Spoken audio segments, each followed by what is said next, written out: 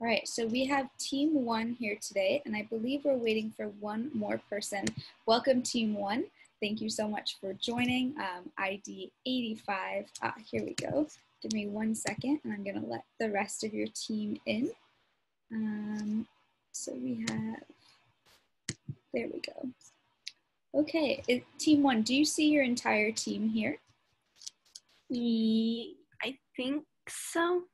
Yep, everyone's here. Great, great. Just as a reminder, you will have 10 minutes for your presentation, followed by a Q&A round of around 4 minutes. So please keep your answer concise so the judges can ask you as many questions as they have. During your presentation, you will have a reminder when you have 2 minutes left. So please keep the chat open so you can see this reminder, and you'll also get a 30-second reminder. If you speak over 10 minutes, unfortunately, we will have to cut you off. So just keep that in mind. Can I get a thumbs up that you're ready to go?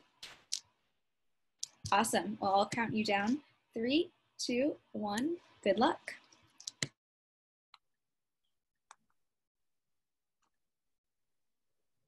Where's our PowerPoint? Yeah, I don't see it either. Angie, can you please move to the next slide, please? All right.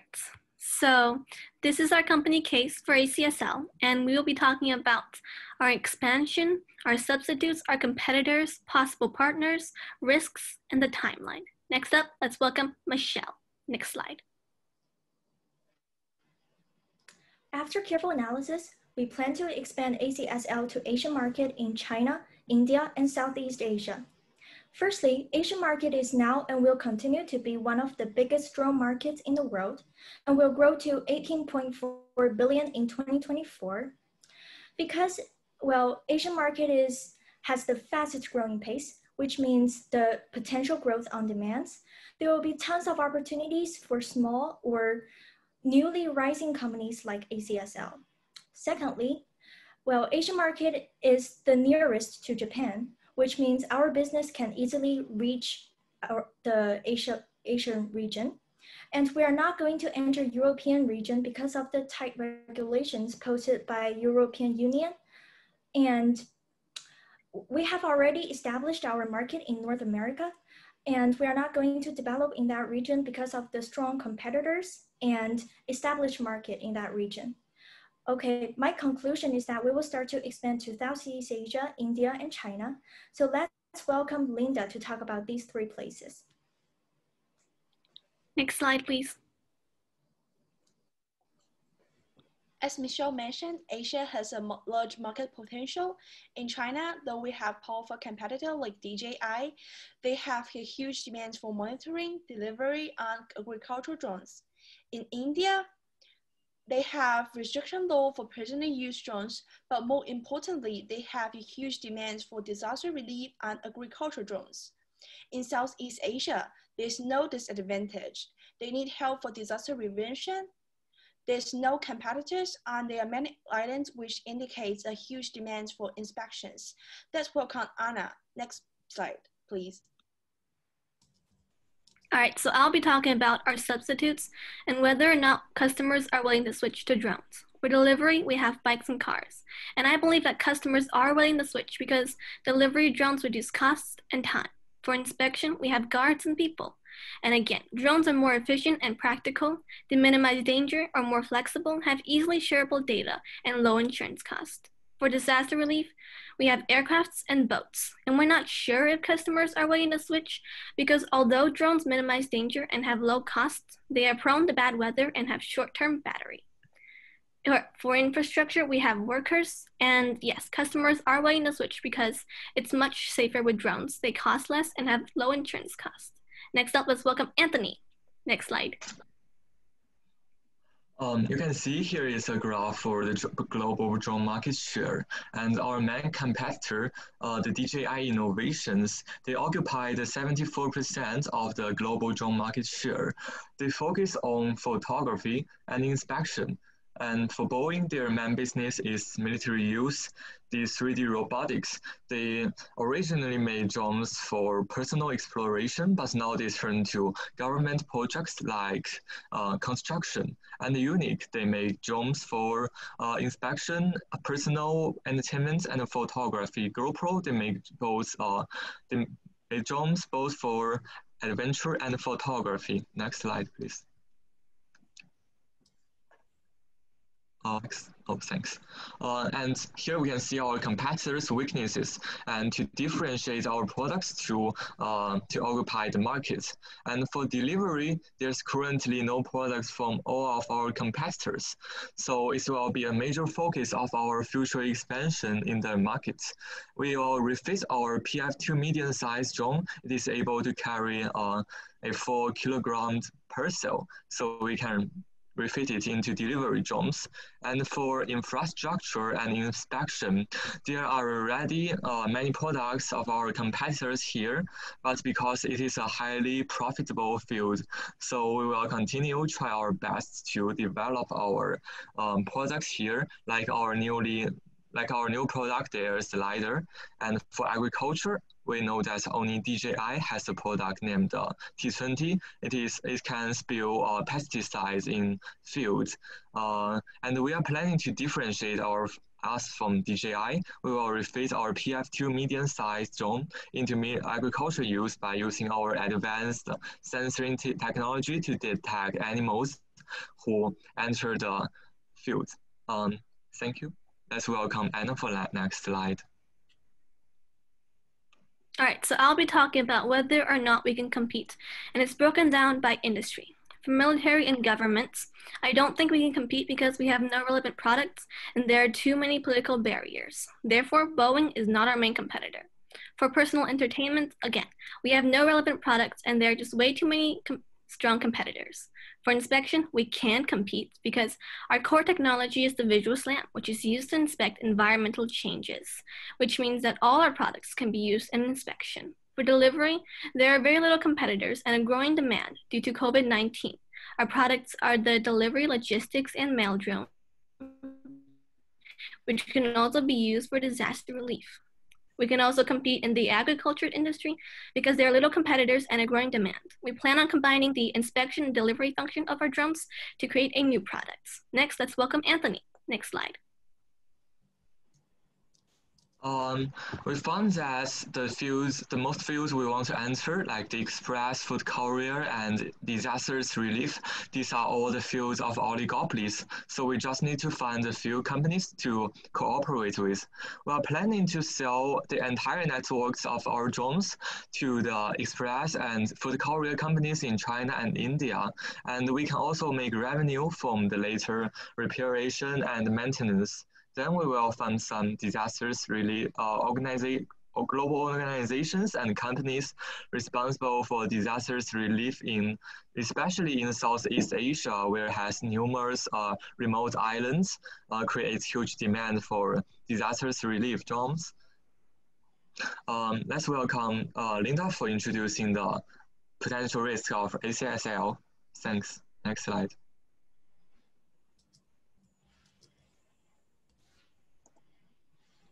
So I'm going to talk about potential risks that the company will meet. They are technology, environmental, social, political, safety, and economic risk. The drones might be attacked by hackers and it will cause data leakage or false data injection. We might also meet pandemic that will hinder international trade and decrease customers' needs. There are social risks that there are public concerns of camera drones invasion of people's privacy and private property. There are also political limitations on export and import. The drones are also threatened for aircraft and there will be falling accidents and that will incur casualty. Finally, the relatively slow economic growth has been existed since the financial crisis. Next slide, let's welcome Michelle. Finally, I'm going to talk about the timeline of our future plan. The first line is about how we will develop in Asian markets step by step, and the second line is about research and development. From the third quarter of 2020, we will enter China by partnering with Meituan. And in the meantime, we will sign a group to develop new agricultural drones. And from the second quarter of 2021, we will continue to expand with Chinese courier companies and sell our delivery drones to these companies. And by the time of the first quarter of 2022, we expect our testing of the new drones to be finished, and we can begin to expand to India by partnering with at least 4 agricultural companies. So we will sign contracts with these companies, so they will be our strong customers. And after 1.5 years, we will expand on all Asian market by partnering with Direct Relief and sell our disaster relief drones to this organization. Finally, we will partner with Rapid Response and Cure India and partner with Indian postal companies. Next slide, please. Great, guys, thank you. Because you were right on time. So I was about to cut you off, but looks like you guys did well. So let's go straight into the Q&A to keep on time. Seems that Peter has a question. Yes, Peter. Great presentation, guys. Thank you very much. I really liked how you took a really big view on this and looked at a bunch of different markets.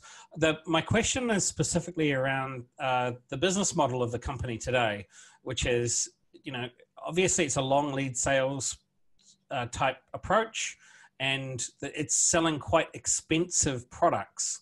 I mean, these are probably between 3 and 5 times more expensive than a lot of the other products in the market. Can you talk a little bit about what your business model recommendation would be to achieve this type of expansion, to working with the courier companies or working with Meituan? Are you going to use the same business model, or are you going to sort of innovate and evolve the business model to make it easier or more affordable for these businesses to buy your technology? Well, that's a great question. Thanks for asking, but I think Michelle can explain it much better.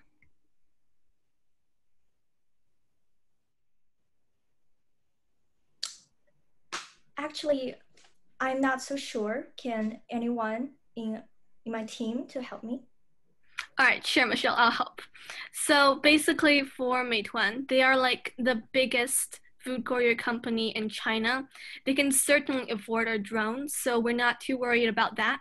But if they are having issues, we can negotiate and try to lower the price as much as we can.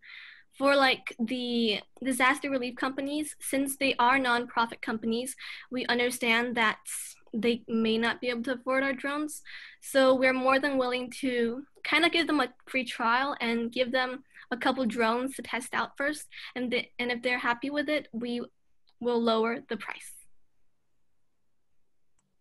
Thank you for the answer. And actually, that's okay. Michelle, if you want to add on to that, go ahead. Okay, maybe we will post our products there, and maybe we will, because there are a lot of courier companies in China, we might let them to compete. And if one company can post a higher price, and we will choose that company to sell. Let me add, our main strategy is like we will negotiate with the most fittest, our cooperator in China, Express and Courier company. We will only sell to one company at first, and if we succeed in help them greatly expand their share in the markets, then the other oligopolies will come to us. Then we can sell then we can maximize our sale and revenue in the market. Okay, thanks for the answer.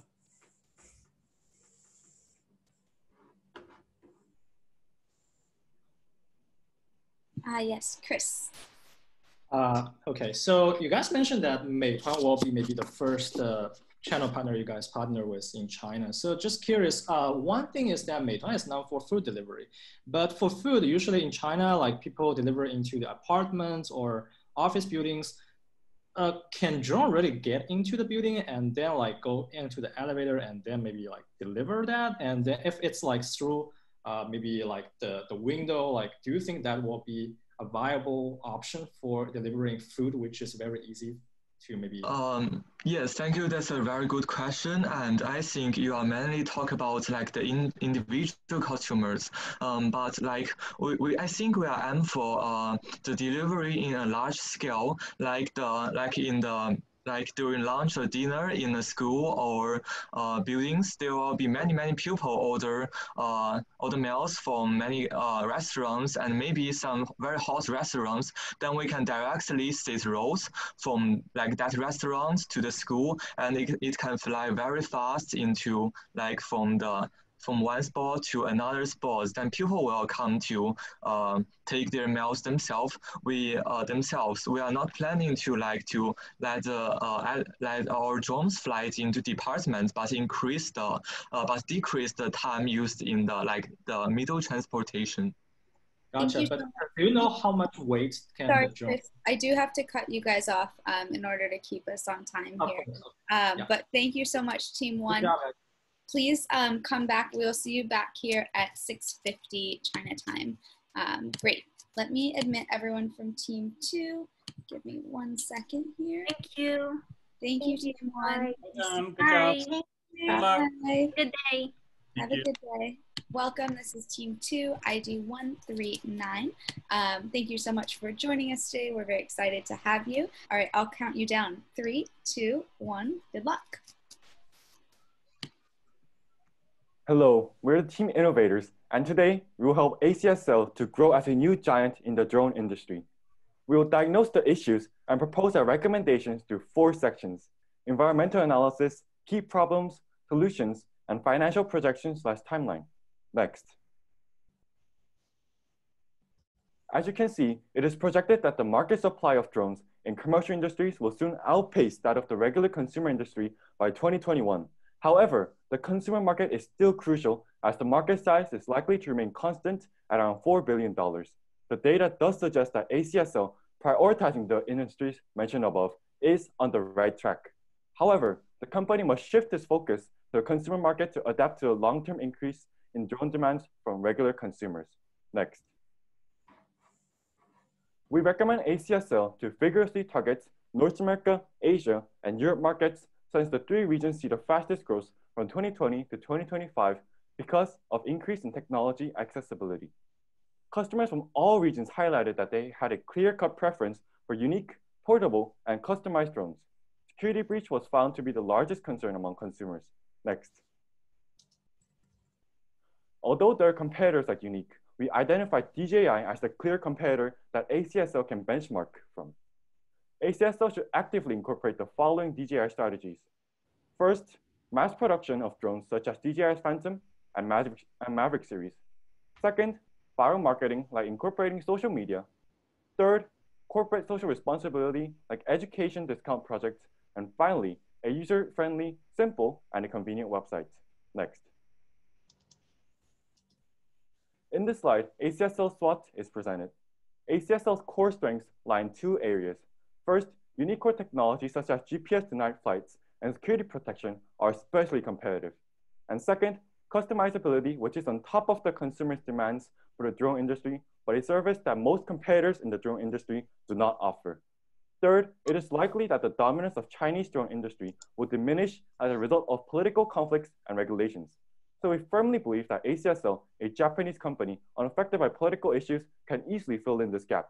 Even COVID-19 can be an opportunity for growth if ACSL sufficiently invests in remote industries and streamline deliveries. Next.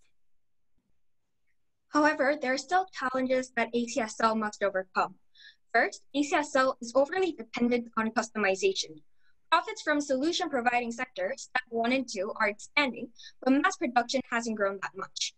Second, ACSL lacks publicity. The relative weakness of marketing strategies is evident in the internal report. This report states that, unlike sales from existing customers, sales from new customer base hardly grew.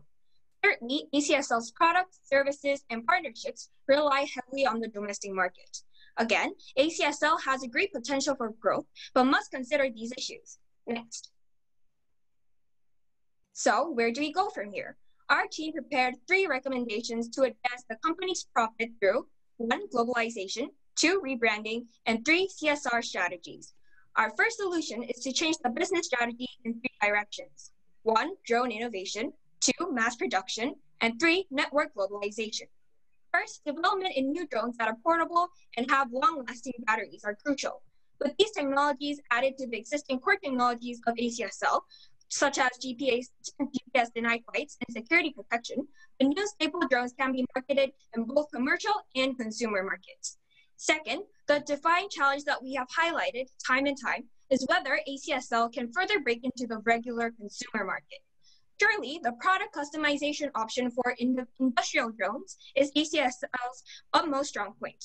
But when applied to individual customers, customization options become extremely cost inefficient. To cut costs, ACSL should provide several lines of drones according to different purposes, just like DJI. Such standardization and diversification can streamline mass production. To further expand ACSL's share in the consumer market, ACSL can provide small additional customization options like colors, designs, and accessories. In short, they can adopt strategies similar to the BMW Mini Series that mass produces, but also provides unique options for customers. Now, let's talk global. One of ACSL's biggest advantages is its diversity of team members who come from 12 different countries. They can start by providing online consulting services to develop relationships with individual foreign customers. ACSL should also consider spreading its headquarters to growing global markets such as China, India, North America, and Europe to accelerate global penetration. Next. Our second solution is rebranding. New branding campaign can address the shallow publicity of ACSL and thus pave the way for new customers and again accelerate globalization. The two keywords in our renewed public relations solutions are recognition and customer friendly. First, viral marketing should be employed to bolster customer relations and strengthen engagement with the public as well as potential customers. Through continuous brand exposure across the world, we are confident that the customer base can be substantially expanded. Second, ACSL should benchmark epic drone videos, a YouTube channel with 40,000 subscribers known for photography, and invite drone hobbyist celebrities like Tom Cruise, who have more than 5 million Instagram followers. By similarly working with influencers, tech YouTubers, and celebrities to social media channels, ACSL can disseminate product reviews to communicate its core technologies to lay customers. Third, the current website should be improved to expedite customer orders and attractively showcase products. One example of simplifying a website could be replacing the current Contact Us section with simple checkboxes and questions. We also recommend that ACSL innovate websites as mentioned in the slide. Such efforts can also provide ACSL with tangible benefits in the global market, especially given the recent spike in online shopping due to COVID-19. Next. Now, ACSL should espouse global partnerships as long-term marketing and global branding solutions. Data reveal that more than 70% of the customers prefer eco-friendly companies over others. Branding ACSL as a green company can reposition the company from being known as a domestic company to a global one. Our first solution is for ACSL to start green manufacturing by partnering with Parley, a leading group that creates products with ocean plastics and previously partnered with companies like Adidas. Another approach may be utilizing ACSL's key strengths of offering inspection services for growing global green companies that manufacture solar and wind panels in target regions. Second, we want to strengthen ACSL's corporate social responsibility strategy through strategic partnerships with key government branches. The company should seek synergy by providing its existing disaster relief technology to foreign governments' emergency management agencies. By using drones and providing inspection services in disaster areas, ACSL can not only enrich its brand image, but also establish relationships with foreign governments that are also crucial customers in the steadily growing civil government drone market. These branding strategies will play a crucial role in marketing ACSL as a reliable community brand, committed to advancing social goods in communities across the world. Next. We would like to conclude with our financial projections and timeline. With our own estimation of the value and cost of our own strategies, we project that the approximate total cost will be $34 million, with research and development of ACSL in new drones and mass production costing $30 million. Based on the available data, the average compound annual growth rate of ACSL over 2017 to 2020 is around 101%. However, By executing our solutions, we expect ACSL's growth rate to skyrocket with an average CAGR of 160% over the next few years. Next slide, please. So how do we go about implementing this? Our timeline takes into consideration that the pandemic is constituting an unexpected barrier in terms of supply chain and reduced consumer demand. In 2020, ACSL should therefore focus on strategies that will not be affected by COVID-19, such as improving online customer relation services and enhancing the website experience. Unlike partnerships, the partnership with Parley should start in 2020 because manufacturing and R&D for green drones will require long-term investments. After the virus hopefully settles down, ACSL should plan to launch well-inspected products and penetrate the key North American, Asian, and European markets by 2021, and South American and African markets by 2022. Excuse me, Team 2. I'm so sorry. We do have to interrupt you now so that we can keep time. But thank you so much for a great presentation. And I know the judges have some wonderful questions for you. So George, I saw your reaction. Why don't you get started? Thank you, guys. Great presentation. I like the style. Perfect. Thank you so much. I have a question about, so you mentioned some of the challenges. By looking at the income statement and cash flow statement, I see that the company is growing, but the cash flow is going down. The company has been afloat because of the issuance of shares. So how do you think you're gonna basically finance all your endeavors? Have you guys thought about it? Are you gonna do, debt financing, issuance of new shares? And what are the challenges with each of those approaches? That would be helpful to know. Thank you.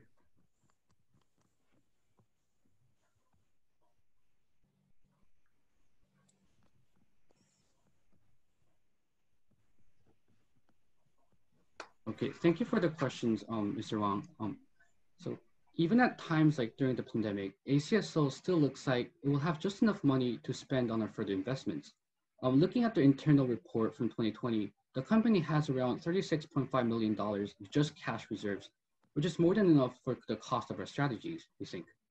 So we acknowledge the fact that using most of the cash reserves is going to be risky, but our team thinks that risk is worth taking because now is the urgent time for ACSL to dive into the new consumer market while gaining some advantage in the customer market too. Got it. All right. Thank you. Thank you so much.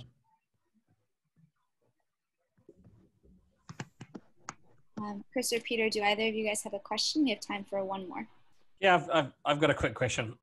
Look, guys, I love the energy. I think you guys did a fantastic presentation. You identified a bunch of really key concerns that we see in the case as well.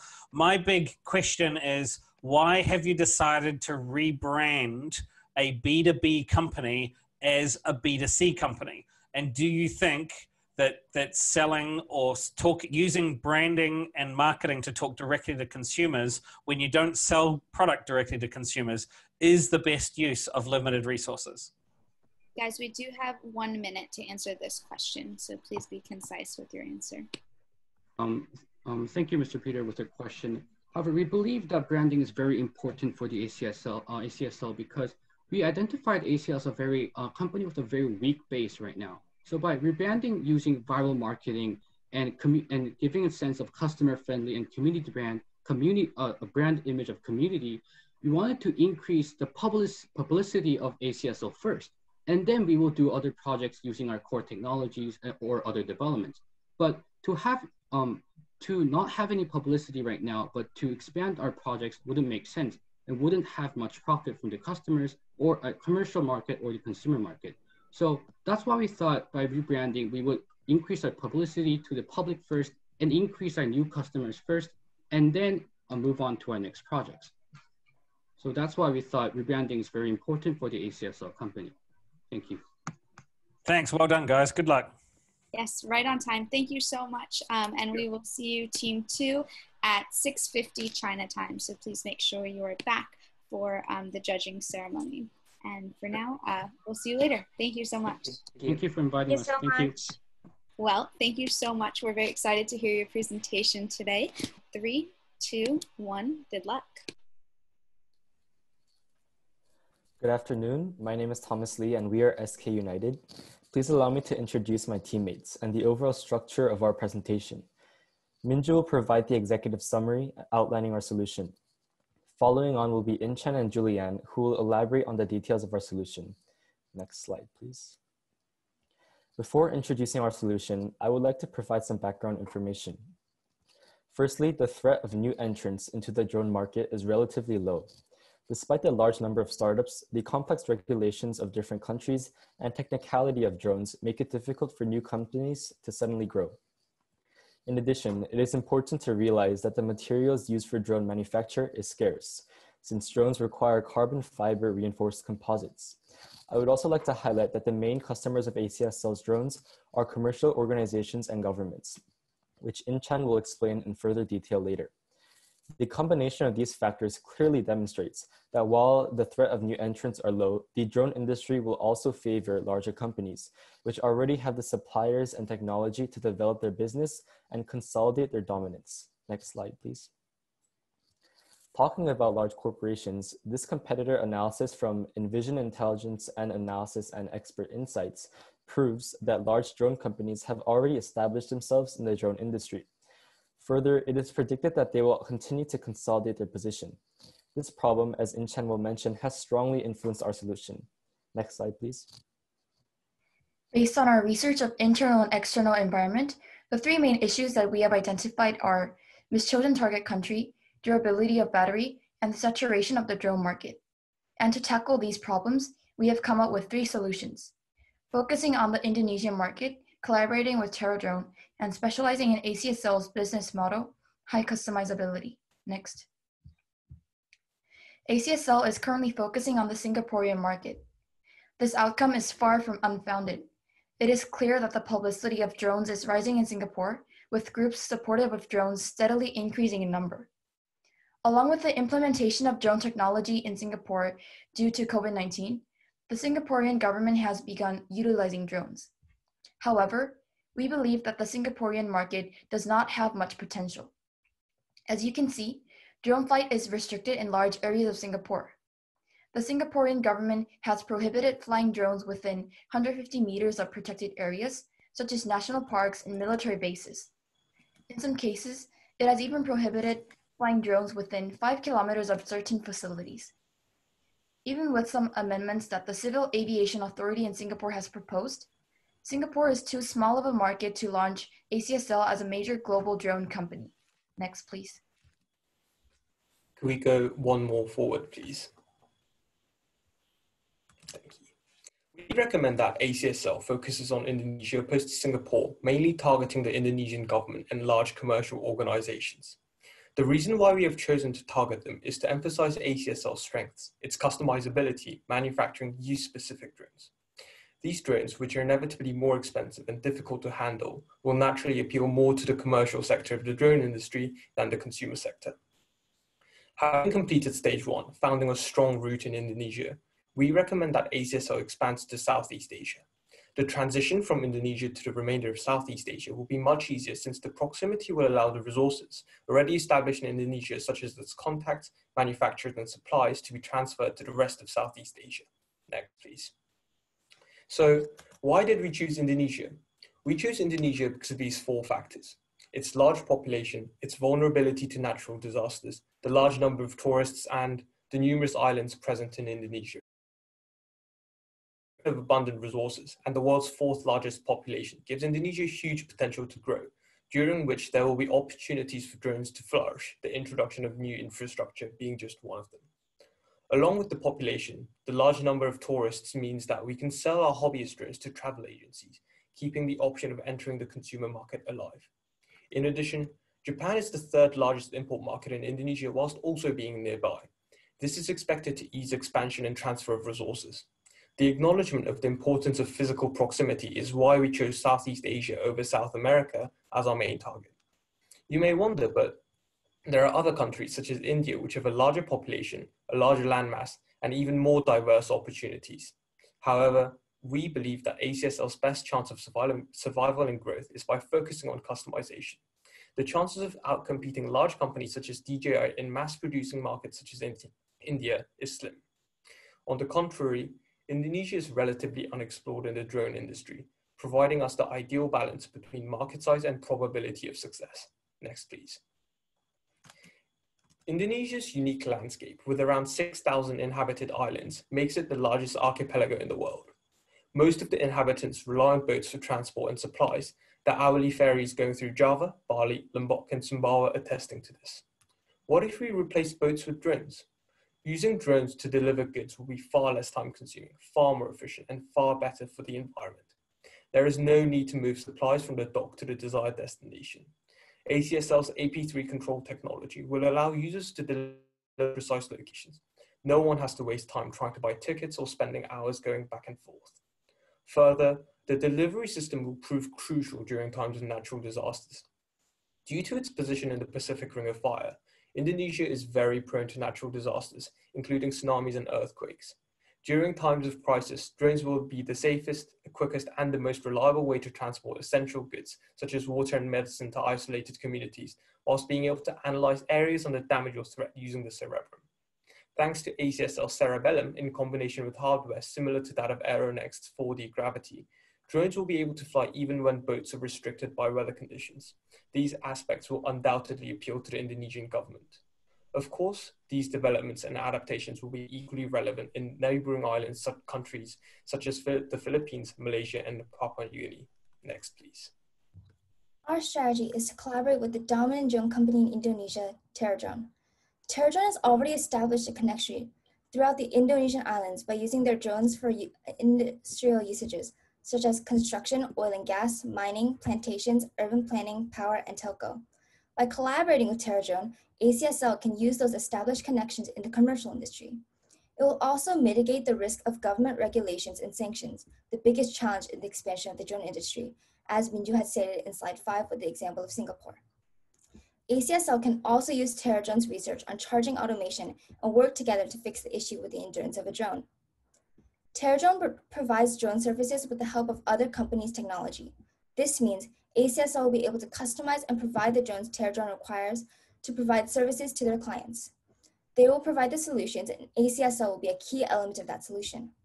When we reached out to them, TerraDrone had said that they would be open to collaborating with a drone company that specializes in customized drones, proving that this collaboration is feasible. Next slide, please.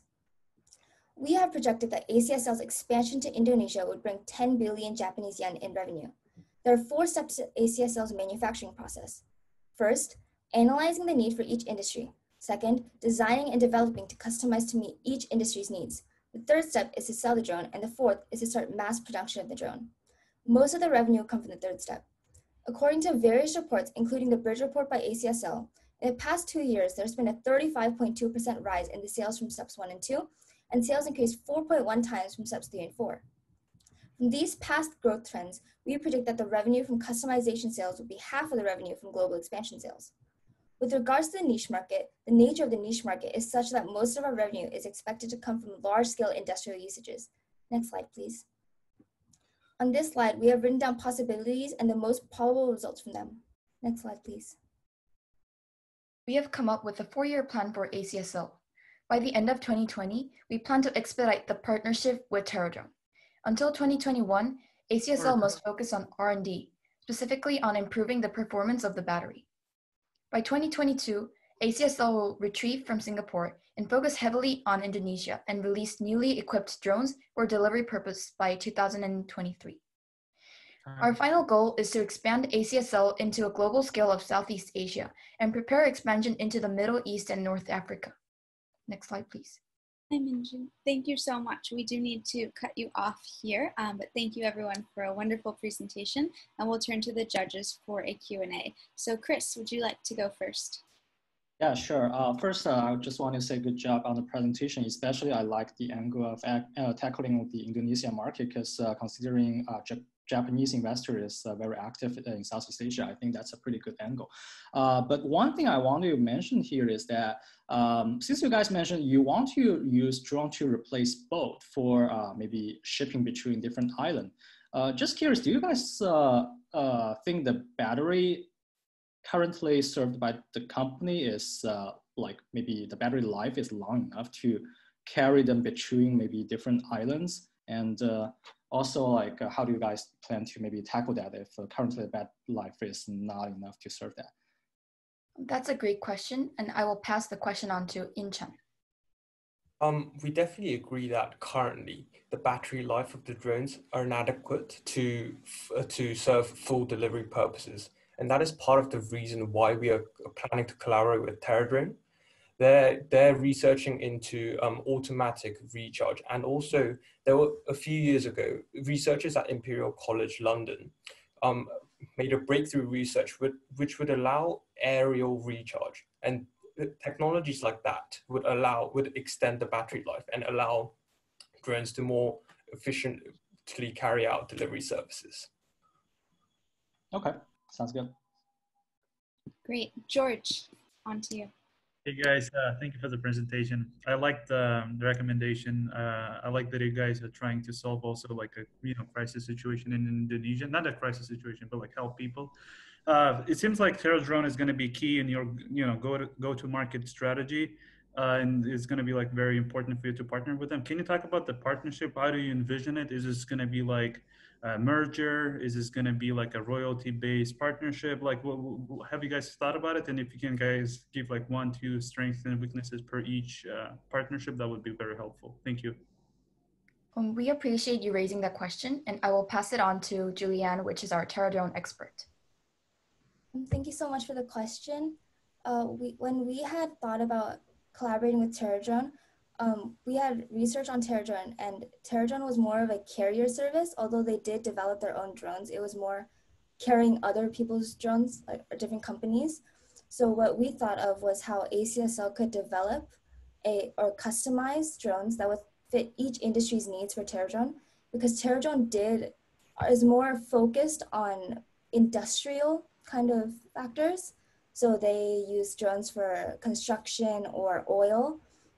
And so what ACSL could do was customize their drones to fit each industry's needs and would sell that to TerraDrone. And TerraDrone could distribute that throughout Indonesia. All right, got it. I'll pass it on to Inchan. Thank you. Would I be able to add on to Julianne's answer slightly? Sure. So we do recognize that solely relying on TerraDrone will be a very risky move, and we obviously cannot base decision, which is why we came up with a delivery system so that we can have our own set portion of the market without relying on TerraDrone. And TerraDrone focuses on infrastructure and industrial usages, which is why we try to target a separate sector of the drone market, whilst also keeping the consumer sector alive. Got it. All right. Thank you. Thank you for the answer. Thank you so much, guys. Great. Awesome. Thank you so much. Welcome team 4, ID 180. Please give me a thumbs up that the rest of your team is all here. Are you guys all ready? Great. Yep. Great. So just a reminder, you'll have 10 minutes for your presentation, followed by around a 4-minute Q&A. So please keep your answers concise. During the presentation, we will give you a reminder when you have 2 minutes left and 30 seconds left. That reminder will be placed in the chat, so best to keep that chat open. Once your 10 minutes are up, I will have to cut you off, so please try your best to keep to time. Can I get a thumbs up that you are ready to go? Awesome. Let me count you down. 3, 2, 1. Good luck, guys. Hello, we are Team Little Tigers, number 180, and the members are Ju-Hwan Kim, So-Young Bae, and Andrew Yu. Our presentation recommends the measures that could help ACSL expand its sales and international presence. Next.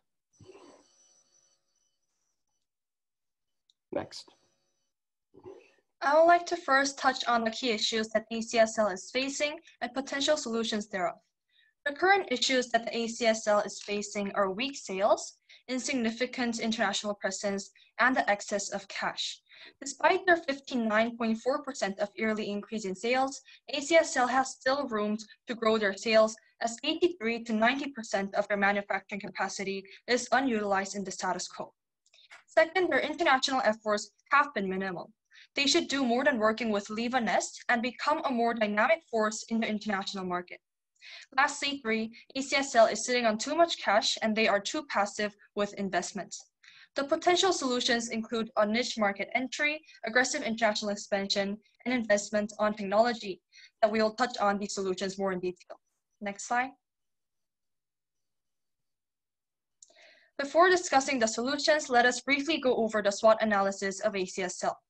The biggest strength of ACSL is highly advanced technology, high level of customization, and the fact that they have done already work in Singapore. The advanced technology in autonomous flying systems and long battery life are evident strength of ACSL. The weaknesses are small customer base, excess cash, uninvested, and little international presence. Both the opportunities and threats exist within Southeast Asia market. Features like the suitable size of market or high population density work as opportunities, whereas turbulent weather or method of landing can be possible threats. Next slide. After a comprehensive analysis of ACSL, the first question is which sector should we target? Among the 3 sectors of drone market, which are consumer, commercial, and government, we recommend the commercial market, which requires highly customized product and service in accordance with the specific needs of a corporation. These are evident strength that ACSL possesses. Second question is, then which market to expand to? Between Singapore and the US, we are suggesting Singapore due to less competition in commercial market, expandability, suitable market size for testing, and less social constraints. Last question is, which commercial segment should we target? The answer is the delivery segment, which is showing rapid growth as it is represented within the graph. We will specifically target the urban delivery segment. It is a market that ACSL has already experienced in Japan. Next slide. So eventually the target market for our team is the drone delivery market in Singapore. But before moving on to the strategies, which are some explicit benefits of drone delivery itself? 1, it shortens the delivery time to about 30 minutes from 2 to 3 days. 2, we can save significant transportation costs. In fact, Amazon expects to save over $2 billion through this drone delivery system. 3, there will be less road congestion with drones only flying through the sky. And last but not least, 4th, because drones do not emit CO2, we can reduce environmental pollution, one of the biggest tasks the globe is facing currently. Next. What are the potential competitors of ACSL in Singapore's commercial drone delivery market? One is F Drones, a local startup that primarily focuses on aerial drone deliveries to ships and offshore platforms. These drones are heavy duty and for long-range delivery of heavy payloads. Another potential competitor is ST Engineering, which is a global technology, defense, and engineering group. Recently, on August 13th, they partnered with Foodpanda, a popular food delivery service in Singapore. However, ST Engineering is widely diversified and drones are not their primary focus. Both of these players are in different market segments from what ACSL intends to aim at. Therefore, overall, ACSL does not face any fierce direct competitors in the Singaporean commercial drone delivery market. Next. How would ACSL's drones stand out for the target urban delivery segment? One is through their advanced autonomous flying technology. Recently, they have invested in auto modality, which enhanced the precision of the autonomous flying technology of ACSL drones. This precision is especially useful in Singapore, where skyscrapers with unique architecture are common. PF2, which is equipped with delivery capabilities, has an IP rating of IP54. This means it is dustproof and water resistant. While this is already good, considering Singapore's climatic conditions, an upgrade to IP55 will further enhance their competitiveness. This can be achieved through some form of partnership with Swot, a drone company that specializes in creating waterproof drones. Another way in which ACSL's drones differentiate is their 30 to 40 minute battery life, which is already significantly longer than the typical commercial drone, having an average of 20 minutes. ACSL can reinforce their strength by partnering with Quaternium, which is a company that features a unique hybrid battery technology, boasting a battery life of around 3 to 4 hours. Furthermore, by collaborating with these companies, not only could ACSL achieve technological improvements, but also become more aggressive in their investment, thereby utilizing their excess cash. Next. As a team, we identified 2 types of partnerships that were necessary to execute our plan. First, we decided to make 2 partnerships in the medical services sector, the Ministry of Health of Singapore, and IHH Healthcare. The MOH's vision of delivering better healthcare by adopting a high-tech delivery system and ACSL's drone technology make an ideal match. ACSL's drones will be used for delivery of biological samples, blood samples, and vital equipment. Stats show that Singaporeans spend an average of 46% of their medical spending on private cares, and thus IHH, a private healthcare service provider, is also a perfect partner for ACSL. The fact that IHH Healthcare is one of Asia's largest healthcare groups is another good reason for ACSL to partner with them. Their successful partnership in Singapore will lay down a strong foothold for expansion into the Southeast Asian region. Another segment that we're looking at is Singpost and Lazada, the largest and most influential e-commerce company in Singapore, as shown in the graph. Next. So, what are some possible hurdles that ACSL could face while pursuing the proposed strategy? Safety issues such as packages falling off drones can result in catastrophic accidents. However, this can certainly be mitigated with design improvements. For example, drones can be designed so they hold the packages tightly in all directions. Another hurdle is the turbulent weather of Singapore. As mentioned before, this can be mitigated by improving the drone's waterproof capabilities. Another difficulty ACSL could face is establishing a drone landing platform. Developing a landing pad allows for drones to navigate above the busy streets and safely arrive at its destination, proving viable for safety reasons as well. ACSL can adopt its own, which will be compatible for ACSL drones. But in the long term, it will be more feasible for ACSL to cooperate with other drone companies to launch a universal landing pad. Next. This is a timeline for our strategy. Until 2020 Q3, ACSL conducts intensive research on the market. By 2020 Q4, ACSL enters into partnerships with the MOH and IHH. The reason we put medical implementation as our first priority is because the healthcare industry is in more urgent needs with COVID-19. 2021 Q2 is when the physical trials and tests for the drone start, and by 2021 Q4, second extended trials would start. Full implementation takes place in 2022 Q1. R&D on landing pads, IP55 on drones, and battery life extension is implemented concurrently during 2020 Q3 to 2021 Q4. Moving on to 2022, ACSL partners with Singapore Post and Lazada, and finally in 2023, ACSL launches an expansion into the Southeast Asian region. Next. This is the revenue projection. What you see in red is as per ACSL IR data, and the blue is the revenue projection when our recommendations are implemented. As you can see, the sales with our strategy is projected to be higher than the original expected revenue. The comparative increase of 2021 is less than 2022 and 2023. For 2021, the expected sales with the strategy is approximately 20% higher than without the strategy. For 2022, the strategy made the revenue approximately 50% higher, and in 2023, the strategy is expected to increase the revenue by approximately 64%. This happens because in 2021, we only engaged in medical delivery, but starting from 2022, we added e-commerce delivery as well. Because e-commerce delivery requires more drones, the revenue would increase naturally.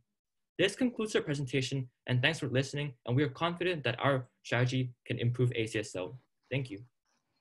Thank you guys so much, and thank you for ending on time as well. We have a good amount of time for Q&A now. Peter, yes, on to you.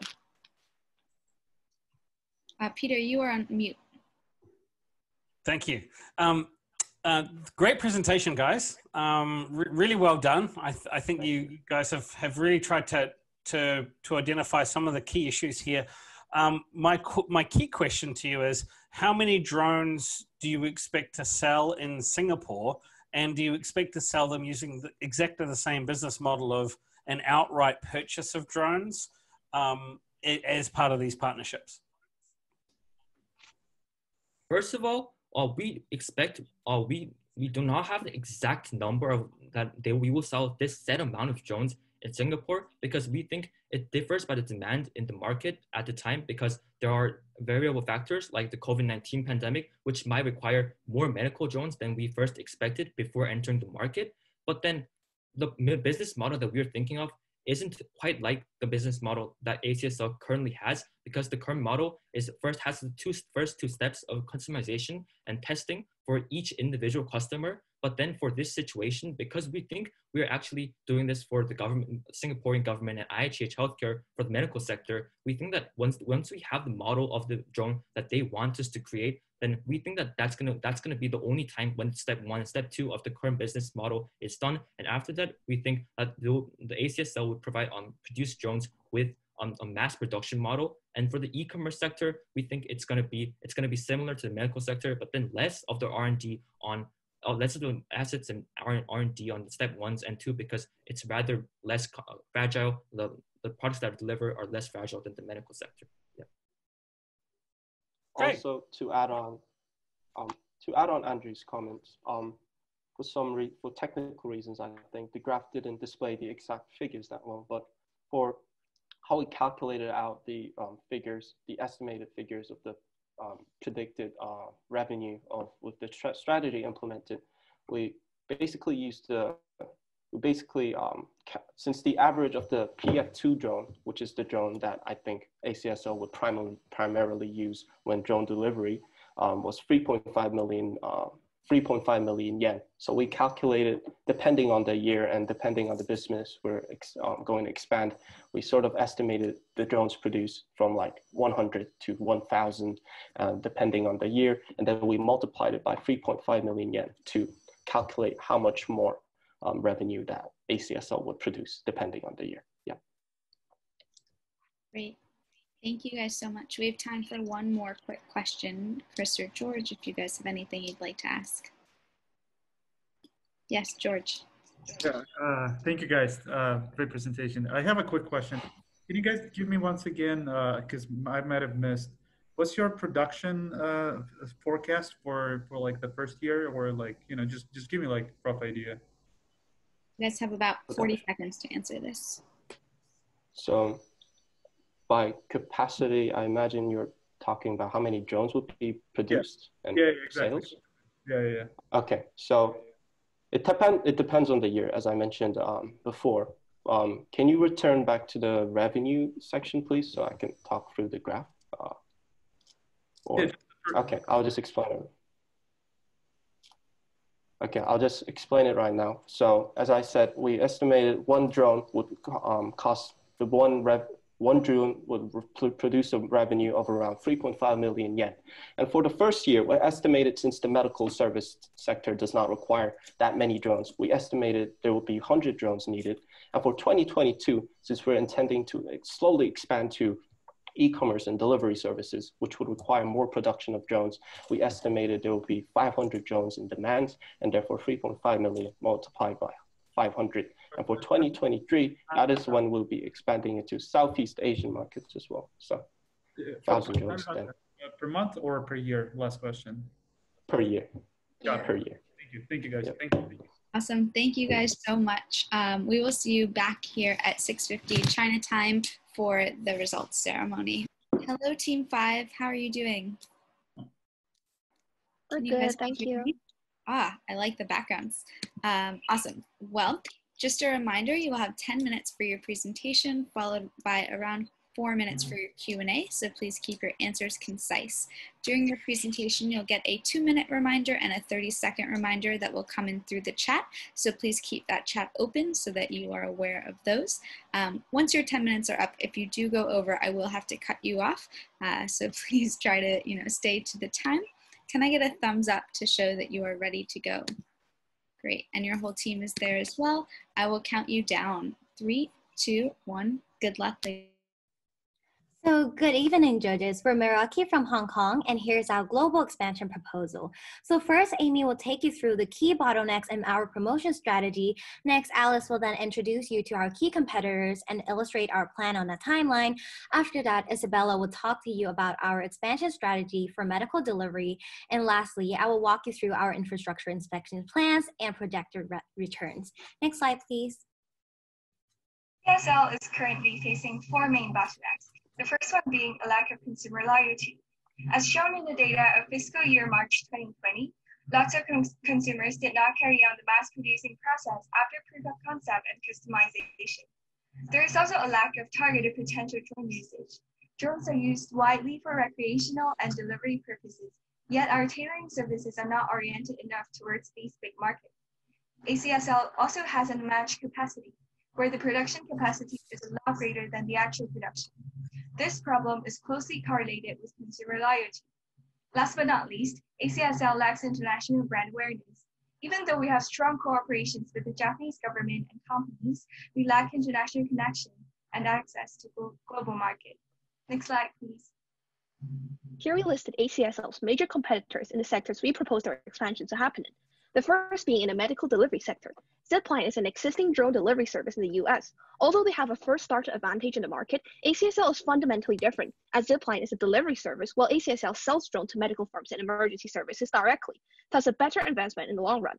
In the sector of recreational and commercial use, DJI is the largest competitor with a global market share of 77% as calculated by Bloomberg in March 2020, which would be impossible to supersede temporarily. However, ACSL does have cutting-edge technology of GPS functions for indoor areas where GPS is denied. Hence, ACSL could target the users in need of these functions. The next sector being industrial operational. One of the competitors, Deere, although sells drone at a cheaper price compared to ACSL, is not listed on stock while gains consumers' trust. ACSL's customization and mass production also fulfills each customer's different needs. The last sector is flight planning and infrastructure analysis. Skyfish specializes in this. ACSL's trustable GPS system and unique underground detection with the release of Air Slider coming up is an innovative and unique approach to data collection. Next slide, please. Operating primarily in Japan, ACSL lacks international brand awareness. Hence, global marketing strategies are the key to a greater overseas customer base. To establish a well-recognized branding, we propose to initiate online connection through media exposure and offline promotion through grasping the rare opportunity during the 2021 Olympic Games. In terms of online connection, we chose to focus on targeting professionals and extending sales services to social media. National Geographic had collaborated with apparel brands such as Element and Parks Project. The two collaborations share the same aim to help people to better understand the world we're living in. ACSL can also achieve this goal by contributing the GPS-free and autonomous drones to National Geographic's explorations. To reach a wider spectrum of clients, ACSL can pay for advertisements on Instagram and Facebook and list out products. Influencer marketing on Instagram can then engage even more potential customers and grow brand loyalty. Moving on to the next slide, we propose ACSL to use the 2021 Olympic Games sponsorship program as a global marketing communication tool, because Olympic sponsors have the rights to supply and promote products and services on site. Advertising at Olympic Games can reach potential customers from all over the world effectively. Li Ning, a Chinese sports brand, entered the spotlight this way after the 2008 Beijing Olympics. ACSL small-sized drones can be employed to film the indoor Olympic Games where GPS is denied. Through flying autonomously, we can showcase the advanced AP3 control technology to the general public. In addition to on-site services, ACSL can also participate in the 2021 promotional video if possible, and by assisting the filming process, we can gain global recognition. Lastly, Canon is the existing Tokyo 2020 Olympic Gold partner. We can collaborate with Canon during the Olympic Games to achieve a higher video quality with Canon's lenses and expand ACSL's global network. Next slide, please. One of the ideas for ACSL is to expand the drone usage for medical delivery during different medical delivery routes. As ACSL drones own AP3 control technology, it is able to map the surroundings in advance to allow autonomous flying, which reduces manpower. These sensors prevent the collision with people and infrastructure and ensure safety. Next slide, please. The COVID-19 pandemic acts as an open door for new opportunities to ACSL that the drones can provide fast and contact-free medical deliveries. Drones have proven to be an effective tool for vaccine delivery. According to UNICEF's data, children have been given the world's first drone-delivered vaccine in Vanuatu. Hence, ACSL drones have a great potential in providing faster and safer vaccine deliveries at the GPS-denied areas. For medical experiment, it enables greater delivery, service, and efficiency and ensure a more accurate result of experiment at a lower cost in the long term with ACSL drones, which will enhance the efficiency for medical investigations. During the COVID-19 pandemic, social distancing policies disable the citizens' access to medicine. Hence, ACSL drones can be designed to carry medicines and provide effective treatment in time. Even after the COVID-19 pandemic, the drones can be used for similar purposes. One of ACSL's focus is on disaster relief, and drones can be used to carry the medical supplies to the affected area. Next slide, please. So moving on to our proposed expansion on infrastructure inspections, we propose that ACSL should enter the Dubai market. Since Dubai is a city with numerous emerging infrastructure projects, there is a need for inspection in the process of construction and maintenance. Despite a key competitor, which is the Falcon Eye drones of the UAE, ACSL still holds the upper hand due to its autonomous flight, which outcompetes Falcon Eye drones' requirement for manual operation. By possessing the autonomous flight capability, the clients can conduct inspections more regularly, and through the visual SLAM technology, clients can also obtain better mapped images of their infrastructure for further analysis. And all of this is connected to the client system or their own user interface. Furthermore, the tall buildings in Dubai can obstruct access to GPS, but ACSL's core technology still allows for autonomous flight under GPS-denied environments. Moreover, ACSL can also customize drones to the need of each client, whether they be in the energy, property, or hospitality sector. Thus, we propose the use of the medium-sized drones to enter the Dubai market with considerations of the wind speed at high altitudes near the coastal areas of Dubai, as well as its high customizability. Thus, in addition to that, we also propose the use of the unreleased air slider. Next slide, please.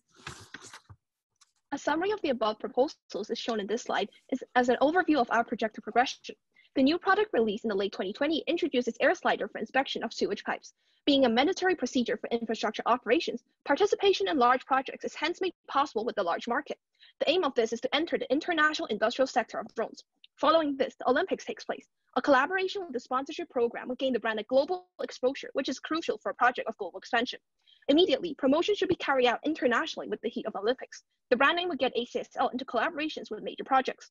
This connects to the next step regarding the existing drone products. A collaboration for the inspection drone can aim for partnership brands like National Geography in the tracking of wildlife or photo shooting. Of course, a crucial step to expansion of market will be the injection of new ideas. Hence, we propose the development of medical delivery drones to enter the new market emerging from COVID-19 in delivering medical assistance to users with less mobility or emergency situations like the recent California fire. The progression goes on in prospect of continued collaboration and expansion. Partners with companies from different markets will build up a global network of clients, which is the end goal of this global expansion project. Next slide, please. So putting our timeline into a financial context, here's our projected returns for the coming year.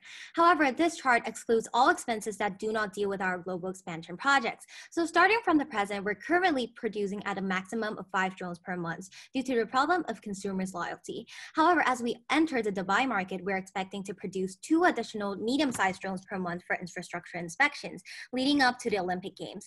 However, at the Olympic Games, we can see that there is a negative projection due to the sponsorship program expense. However, the global exposure gained is projected to exceed the sponsorship investment as we engage in more collaborations and expand internationally. And following the Olympic Games, the sales for the small drones are also expected to increase, resulting from the gained publicity as they are used to film the indoor games. Hence, we're expecting to see an increase in the production of an additional 5 drones per month from the increased brand awareness globally. And following our collaboration and expansion projects, we're expecting to increase our sales with an additional production of 3 drones per month at the minimum. And that is the end of our presentation. Thank you for interest in our proposal, and now we're open for questions. Thank you. Thank you guys so much. Great, so Chris, first question goes to you. Yeah, sure. First, I just want to say good job on the presentation, and I really like the idea of sponsoring the Tokyo Olympics game, and I think that's a pretty innovative approach. But on that, I'm just curious, because usually those large Olympic games are very expensive for sponsorships, right? So have you guys did any research on the estimate of cost of such sponsorship, and do you think the current maybe cash flow position of the company can support that? There's actually different stages of the Olympic sponsorship. The top one would be the worldwide Olympic partners, and these partners would sponsor the most of the money. Yet there's also different stages such as Tokyo Gold Partner, Official Partner, and Official Supporter. And these are local sponsorships. And we are planning to join the sponsorship, which can be done within around 1 million yen. Okay, sounds good.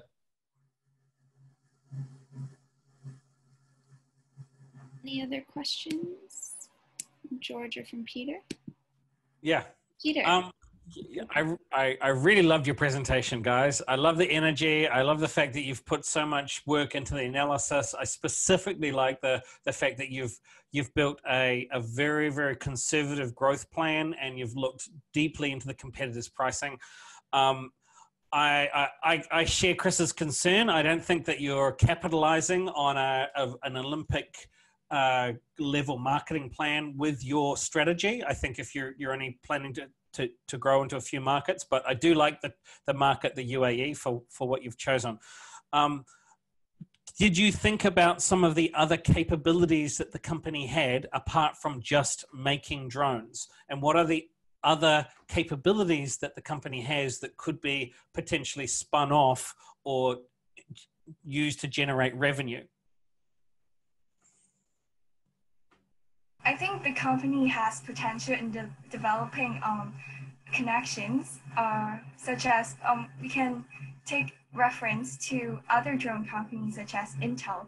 They do not only develop drones, they also develop telecom connections through possibly undersea pipes that allows connections internationally. So I think this is a possible development. And also because since ACSL's one of their selling point is autonomous flight, so we think that as the air slider, it kind of already broke people's like imagination for drones, because usually when we think of drones, we think that they fly in the air. But however, the air slider already goes like underground for like sewage inspection. So we think that a great thing about ACSL is that their flexibility to go with autonomous technology, which can actually not limit to only drones, but like different machineries or like their air slider, which they're actually progressing into. So we think it's very flexible for the company. Yeah. Thank you. Great answer. Awesome. Any other questions, Chris? Yes, George, go for it. Not a question, but just wanted to say, guys, great presentation. I like the style. I like that you guys took into the account the bottleneck around capacity and production.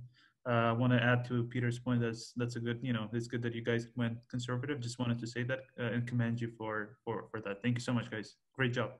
Amazing. Thank you. Thank you. Thank you. Team 6, can you hear me?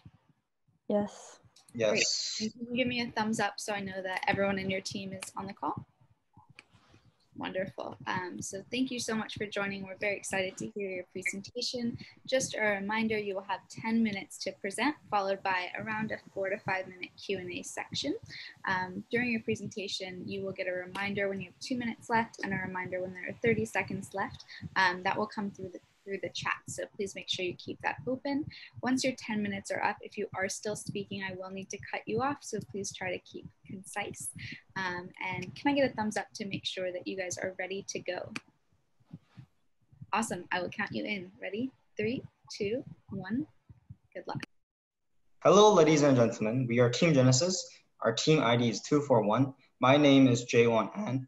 My teammates are Soo-young Lim, Chae-young Jang, and Sung-Yun Shim, and here is a solution to the ACSL case. Next slide.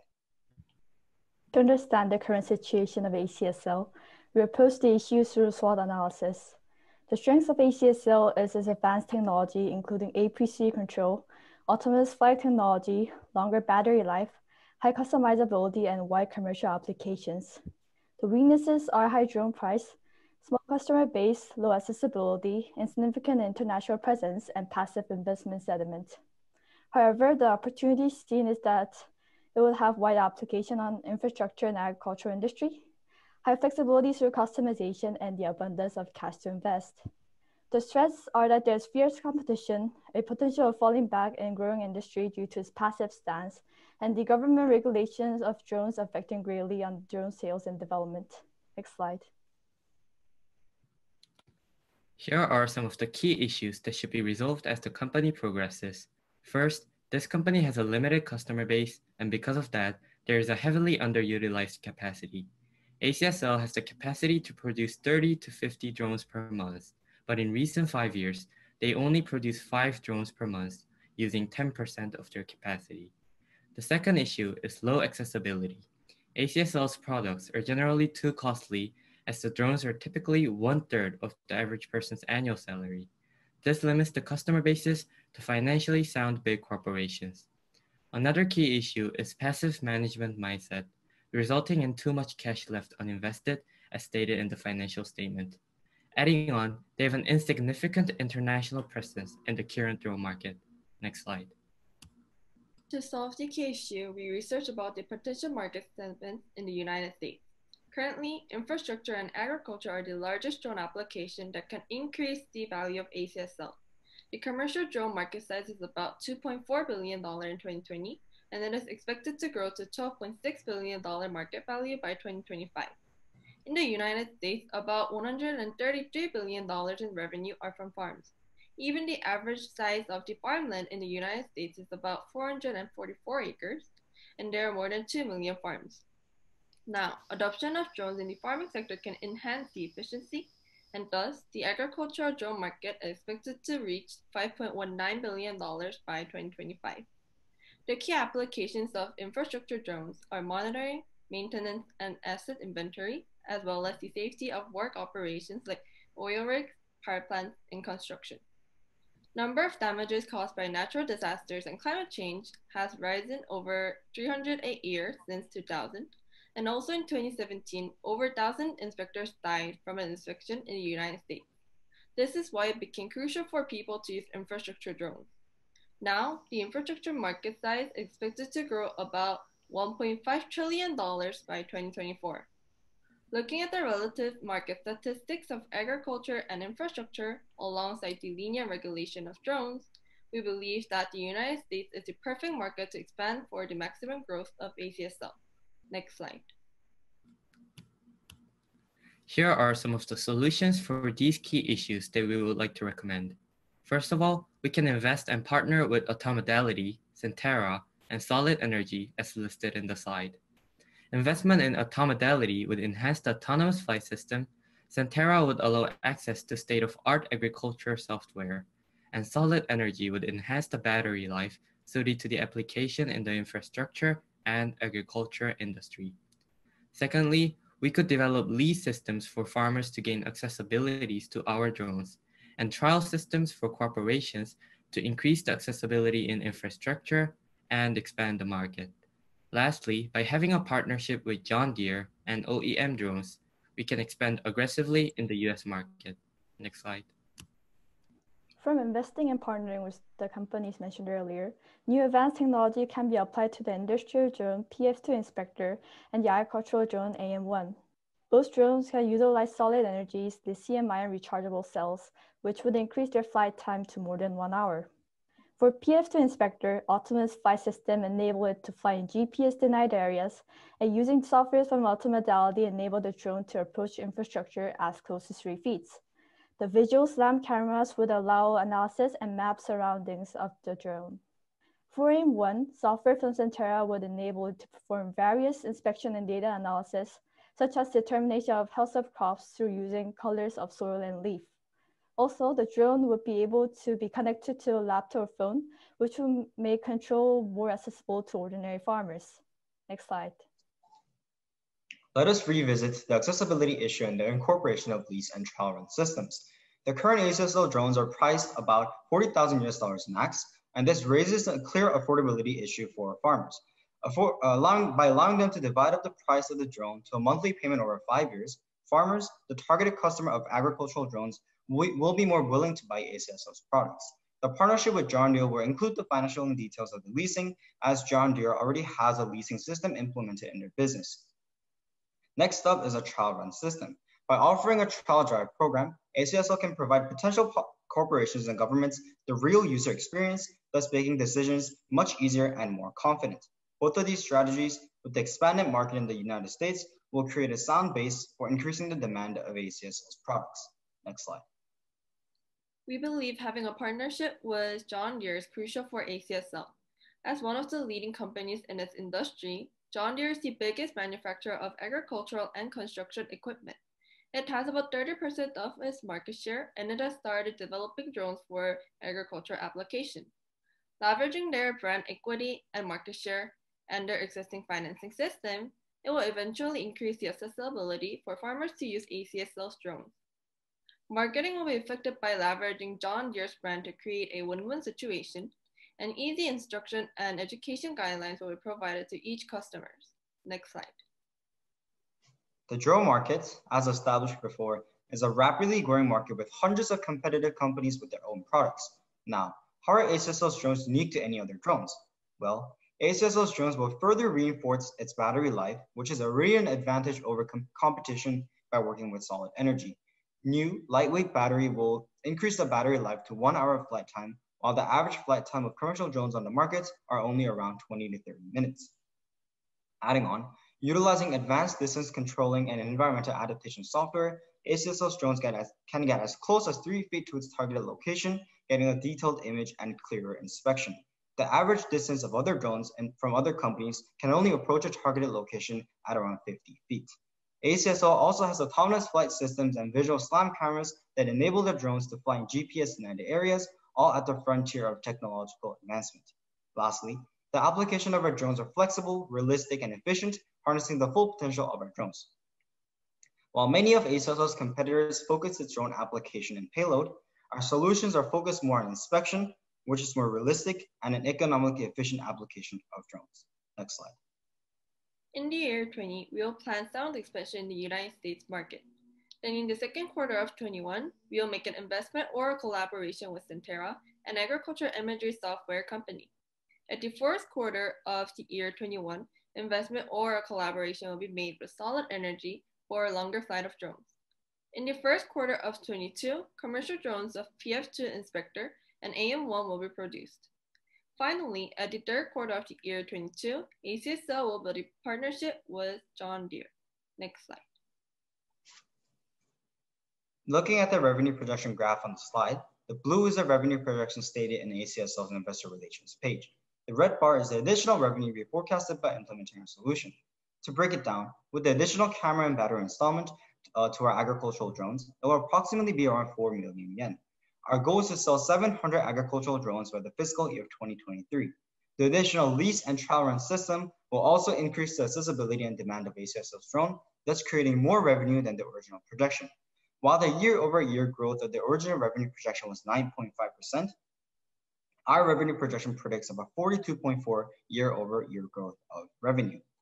We are confident this solution we discussed will solve all the key issues discussed above and will be a closer step to liberate humanity through technology. Thank you for listening to our presentation. Awesome, guys, right on time. So let's start with Peter. He has a question. Go for it, Peter. Well done, guys. Really, really love your presentation. I really love your approach. Very, very clear slides. Really, really nicely presented. Well done.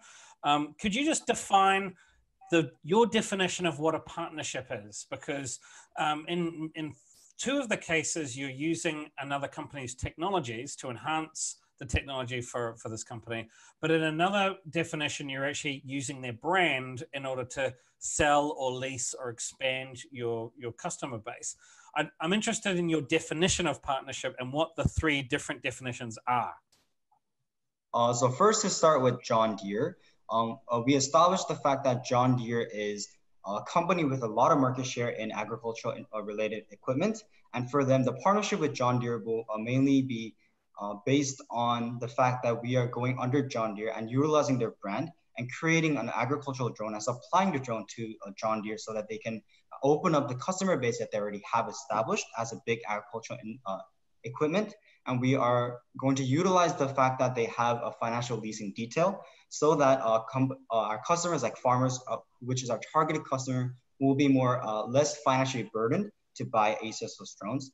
With other companies like Auto Mortality, Centera, and Solid Energy, the partnership or like the work between ACSL and those companies will basically rely on the fact that they are sharing technology to advance the technological and the application of drone itself. And the difference with John Deere is that we are targeting the accessibility issue with John Deere's partnership. To add on, when we refer to a mixed branding strategy with John Deere, we're referring to the marketing strategy of producing agricultural drones under John Deere's production name. While our partnership will be announced The drone will have John Deere's branding on, increasing the accessibility and publicity. Wonderful, thank you all. Chris and George, any questions from your end? Nope, very clear. Awesome, guys. Thank you so much for a fantastic presentation, and we'll see you back here at 6:50 Shanghai time for the winner's circle. Thank you again. Thank you. Very well done. Great rest of your evening.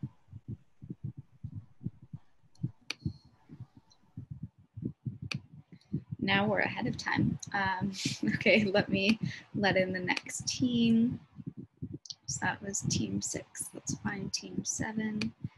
We have Caitlin.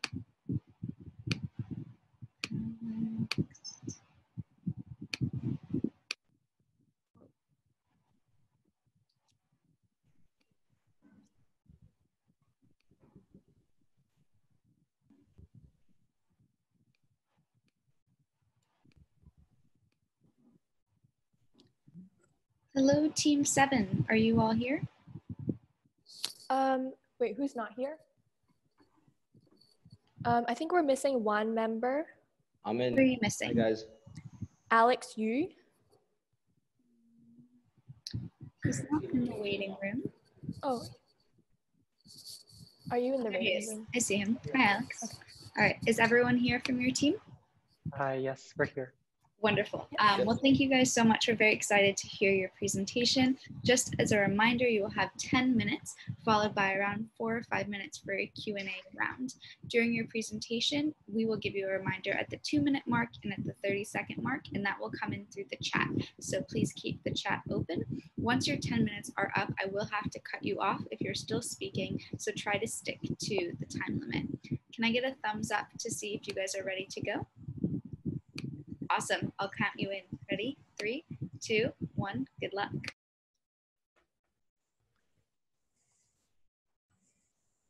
Good afternoon, honored members of the jury. We are ATEC consultants. My name is Alex, and these are my colleagues, Caitlin, Elias, and Tyrus. Next slide, please. From our analysis, the main issue ACSL is facing is the lack of global presence. This brings up our case question of how can ACSL expand to establish a strong brand in the global drone market. Our team has developed what we dub the Acsl Strategy, a 3-pronged approach followed by its implementation that will solve all key issues stated. From our projections, this will realize a revenue of 5.47 billion yen by 2023 and a 58.5% gross profit margin. Next slide, please. Now we will be diving deeper into the key issues. Firstly, the lack of global presence. ACSL only has partnerships in Singapore and the US. They have an unsteady monthly recurring revenue, where there are unequal sales per quarter, and limited customer retention with little customers moving from steps 1 and 2 to 3 and 4. Finally, they have a lack of dedicated departments for human resources or marketing. Next slide, please. As shown in the diagram, we chose 4 different regions worldwide and compared them by the factors on the left. Please note that the more pink boxes there are, the more desirable it is as a region. According to Mordor Intelligence, the Asia-Pacific region is expected to have the highest worldwide growth rate, around 15% between 2020 and 2025. The estimated drone market revenue is $4 billion USD by 2025, as shown in the bar chart on the bottom right of the slide. Market concentration, however, is relatively fragmented, with no large dominant players, as shown in the diagram on the left of the bar chart. Zooming into Southeast Asia, the immense presence of commercial sectors and the rapidly improving infrastructure of the many Southeast Asian countries means that ACSL has high potential for market penetration. Legally, Southeast Asia allows drone service providers to engage in commercial drone activity after applying for a permit. Thus, ACSL can obtain beyond line of sight permits for their autonomous flight drones in Southeast Asia. Moreover, the 1-hour time difference between the Japanese headquarters and the Southeast Asian branch means that they can communicate effectively. Overall, the high growth, low competition, high demand, and reasonable legal restrictions make Southeast Asia the perfect market. Next slide, please. We will now perform a deeper analysis into the Southeast Asian market. Firstly, for the political considerations, the Malaysian government has proposed to be the Southeast Asian hub for drone development. Moreover, Malaysia is aiming to attract Japanese foreign direct investment through the Look East 2.0 policy. This will give ACSL an advantage as they have close ties with the Japanese government. For economic considerations, the Southeast Asian governments are committed to injecting major amounts of capital into the infrastructure sectors in the near future, with Indonesia and Philippines investing 100 and 177 billion USD respectively. Thus, we see a business opportunity for ACSL as we expect these firms to use their extra capital to invest in drones. For technology, Southeast Asia has the capability to manufacture drones.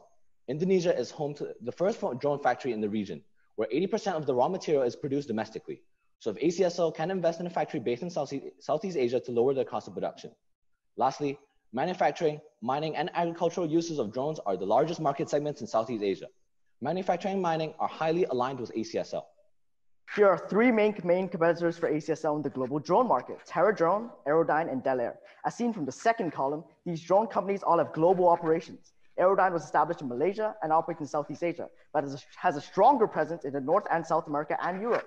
TerraDrone was launched in Japan, but has recently expanded operations to Malaysia and Indonesia. Deere, on the other hand, has expanded worldwide, however, does not have a significant presence in Southeast Asia. In terms of technology, ACSL is differentiated through being customizable and being able to make drones fly in GPS-denied zones and fly autonomously. None of ACSL's competitors have the same capabilities or customizable autonomous flight features. Next slide, please. Our first strategy is to utilize digital marketing to reach niche markets overseas. Firstly, ACSL's main form of acquiring customers is through partnerships and exhibitions. These are forms of traditional marketing. However, they may not be effective. Why? Reason one, it is harder to target specific audiences.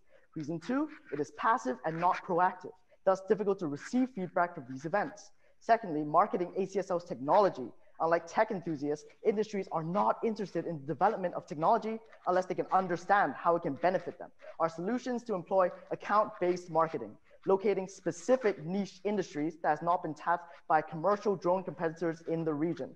Focusing marketing resources on this set of niche industry accounts and with personalized marketing campaigns and messaging to target business needs. Overall, the return of investment from ABM is high compared to traditional marketing. Thus, account-based marketing is the most effective way to start building momentum in Southeast Asia. Typing ACSL into Google, ACSL Japan is only the 4th search result. Thus, ACSL needs to improve search image engine optimization by producing blogs and videos on our website, such that customers can find them easily.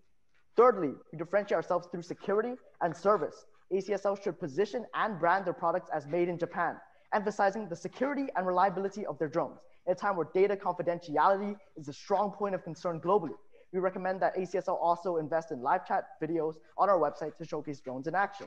Next slide, please. Next, we propose that ACSL creates a new revenue stream through the creation of what we call catered for industry drones, or CFI drones for short. This is a type of drones which has its functionalities customized to a particular industry.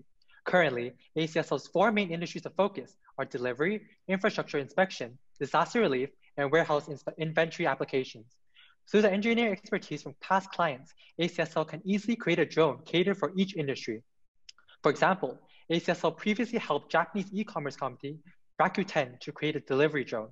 ACSL could draw on their experience from this project and create a delivery drone applicable to interested companies in the Southeast Asian market. These CFI drones will be distributed using a subscription-based model instead of a one-off purchase model. Clients will pay an annual fee to have access to a CFI drone and yearly servicing. If ACSL decides to upgrade their CFI drones to keep up with the demands of particular industries, the customer can also choose to upgrade after the completion of their yearly subscription. There will be additional costs for services like software development and on-site consulting services. I'd like to briefly emphasize that the CFI subscription business model is not a replacement for ACSL's current one-off purchase business model, but instead one's parallel to it. Next slide, please. There are some major benefits to this. With customers paying a fixed annual income amount, ACSL will be able to achieve more predictable annual revenues, which addresses the fluctuating annual income addressed previously. Next, the subscription model will allow ACSL to reach an untapped segment of clients. The low price and low obligations of the CFI subscription package will mean lower barriers of entry for customers. With companies becoming financially conservative due to the global COVID-19 pandemic, the lower price subscription plan will be more accessible to companies with tight budgets. Another benefit is that it allows ACSL to achieve low relationships with customers who will frequently realize the value that the CFI drones bring, serving as a catalyst for them to move towards customizing and purchasing their own drones. Lastly, subscription models are highly adaptable and prices can be tested and reevaluated through direct customer and market research. From our case studies, subscription models are quite rare in the drone market, employed by only a few companies such as Deere. Thus, an attractive subscription-based model will most likely differentiate ACSL. Next slide, please. A third strategy is setting up in the region by making Singapore the hub for all of Southeast Asian activity. We will rely on ACSL's current connections and partnerships in Singapore to quickly penetrate the wider region. The first part involves establishing an expansion team. Interim executives will be sent to Singapore and will lead a team of 5 local talent from Singapore. This is because of the high level of STEM-focused education that Singapore is known for, with a literacy rate of almost 98%, and also encouraging innovation. The marketing team would comprise of a strategist and a producer. With this, ACSL can focus on global expansion. The second section is investing in Ripples, a startup that provides warehousing software useful for commercial industries. They have yet to tap into using drones, so ACSL may open up a path for them. Since Ripples is present in Singapore and Malaysia, if Singapore becomes a shareholder, they will gain access to Ripples' Southeast Asian clients. Next slide, please. Here are some risks with our strategies and ways to mitigate them. An example would be that the introduction of CFI drones may overtake the need for drone customization. If ACSL emphasizes the further benefits of customization with the new blog, customers are keen to customize. We foresee that customers subscribed to CFI drones will realize the value of drones and further invest in customizing their own. We propose the following implementation timeline, which can be elaborated upon in the Q&A section. We plan for most of the key expansion phases to happen in 2021 and 22, with our eventual long-term goal of being well-established in Southeast Asia and proceeding to expand across the Asia Pacific. Next slide, please. We project that top-line growth will increase in revenue from 12 million USD in 2020 to 51 million USD by 2023, meaning ACSL's internal sales target for 2023. We're able to achieve this mainly due to the additional income from our CFI subscription model, so as a high return on investment from our marketing plans and a new customer acquisition in Southeast Asia. In 2024, net income will make up 35.1% of total revenue. This is achieved because ACSL will be able to enjoy economies of scale with increased units sold globally and lower average cost per unit as fixed costs remain similar. Sorry guys, I have to turn you off. Time's up. Thank you. Thank you. Great, thank you guys so much. Chris, you have the first question. Yeah, sure. First, I really like the visuals that the team has put together on the slides. It's very vivid. So that's something I want to just point out here. Thank you. One thing I want to mention is that you said subscription model is maybe the better way to go for this business, and I'm just thinking for the other subscription models that has been working, for example, like SaaS software or like Dollar Shave Club. Usually they have a feature of they have very low maintenance fee, and also like you don't need to spend a lot of money on customer support, so that the profitability of subscription model will be very good in the long run. So how do you guys evaluate like the cost of service, especially on the customer support and maintenance, if you go with the subscription model, and will that maybe even deteriorate the cash flow position of the company? Thank you for your question. If I may clarify, you were speaking about how we evaluated the costs of our subscription model? Yes, I'm just thinking of the maintenance and like customer support, these kind of costs. Yeah. Right. So we evaluate our subscription model based on industry, what's been happening in the drone industry. So we looked at companies such as Deere, who has been enacting subscription models in Europe mainly. And so we based our subscription model off their plans. And so from our case studies, Deere is actually a company that sells subscription-based model on a monthly plan. And we projected that monthly plan into an annual plan for us, and we included that into our financial projections. Yeah. And so maintenance and servicing is part of our subscription plan, and that is included in annually once. But other things that is not included include software customization, as well as other things like on-site consulting services. Yes, and we feel that the subscription model will be a very successful model for ACSL. Although we previously mentioned that there is some risk associated. For example, we foresee that there might be even stronger interest in the subscription model than the one-off purchase model. And so that's why we suggest that ACSL continuously tries to socialize with the customer and tries to push customers to realize the values that the drones bring towards cutting costs for that organization, and tries to push them towards customizing and making their own drones. Yeah. Some other risks that we foresee for the subscription model include things like liabilities with licensing and things like copyright issues with past customers. But we feel that with adequate customer research and market research, done with past customers and current customers, we can really create a subscription model that is fit for ACSL and fit for the Southeast Asian region as a whole. Okay, great. Great. Any other questions from the judges? We have a few more minutes. Peter, go for it. I love the two big innovations that you talked about. And so specifically, I want to ask you about production. So if you're taking 4 independent, customized, specific to sector drones, and you're manufacturing them in much, much larger volumes than you're currently able to do today, what's your strategy for being able to manufacture those in Malaysia or Indonesia? Are you setting up your own factory, or are you partnering with somebody who already does it? So as our Q&A with the ACSL CFO has said before, they actually outsource their mass manufacturing in Japan locally. So as I said before, there's actually, the Southeast Asian market actually has the capability to manufacture drones. So once they scale up the production and they sell more and produce more drones, they can look into investing in local drone companies in Southeast Asia to lower cost of production, if anything, as compared to outsourcing their manufacturing in Japan locally. Fantastic. And just one follow-on question. Perhaps if you don't use the word subscription, which is a B2C term, but rather a financing sort of terminology, it might be clearer to explain what you're trying to do there. But I really, really commend you for looking at that new business model, because the pricing of this product is clearly a barrier, and what you're doing is removing that barrier. So really well done on that, guys. Thank you. Thank you. Wonderful. Any other questions? Okay, fantastic. Thank you so much. And we'll see you back at 6:50 China time for the awards ceremony. Thank you for your time. Thank you guys so much. Have a great day. Thank you. Have a great day. Hello, Team 8. Are you guys all here? Yes. Timothy, you look like you're somewhere where I want to be right now. Somewhere nice and tropical. Awesome, guys. Can you give me a thumbs up to make sure your entire team is here? Great. So just a reminder, you will have 10 minutes to present, followed by around a 4 to 5 minute Q&A section. Please keep your presentation down to 10 minutes. If you do go over, I will need to cut you off.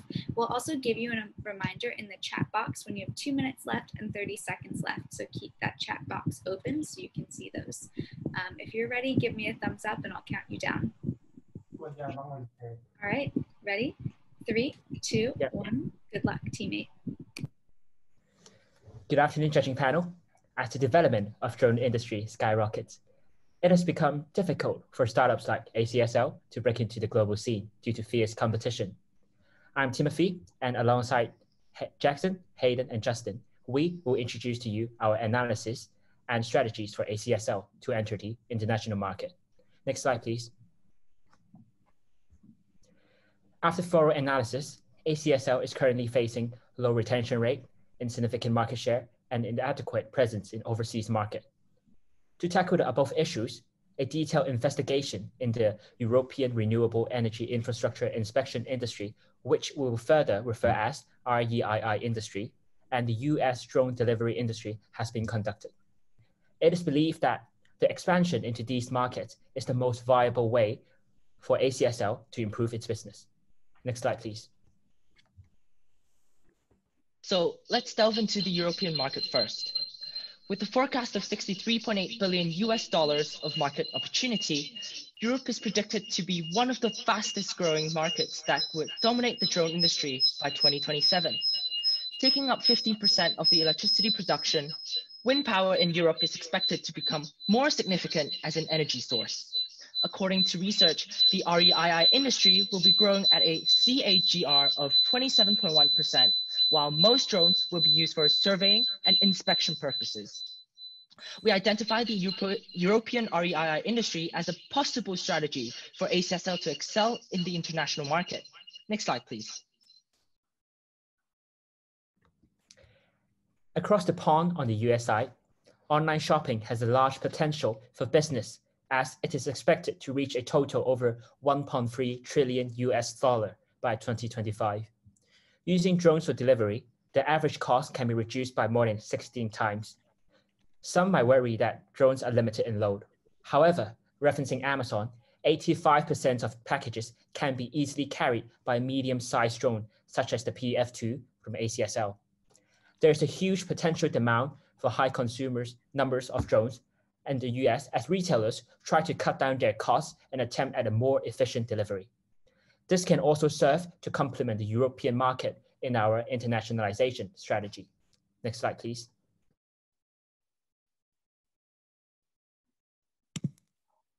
After talking about the situation of the markets, I'd like to talk about ACSL's current business. The business has been improving greatly, with an increase of 3.5 times in gross profit over a 3-year span. The company has also made great progress in its technology, which is one of the main advantages of ACSL. On the other hand, the company does face problems. For one, the profit gained in steps 3 and 4 is significantly lower than that in steps 1 and 2. The low retention rate indicates the presence of idle resources. ACSL is only producing 5 drones per month when it can produce 50. On top of that, the company's global presence has not been well established. Despite steady business growth, ACSL earns minimal overseas income, showing an over-reliance on its local presence. Next slide, please. As for the competitors of ACSL, it faces fierce competition from similar startups around the world like Deere and Luminaire. These startups all operate within their home regions. ACSL also faces competition from large consumer-oriented. I think it's the wrong slide is shown. It should be the previous slide. Yes, this slide. ACSL also faces competition from large consumer-oriented manufacturers, such as DJI from China, which has a much larger market share. What differentiates ACSL from other firms is the ability to vertically integrate drone platform manufacturing and customization. ACSL provides fully customizable solutions as they develop their own core technologies, and having a high focus on the steps-based approach further ensures that the drones can be tailored to the customer's needs. ACSL is also experienced in different applications from past cooperations with some of the largest companies in Japan, such as Japan Post and JR. Next slide, please.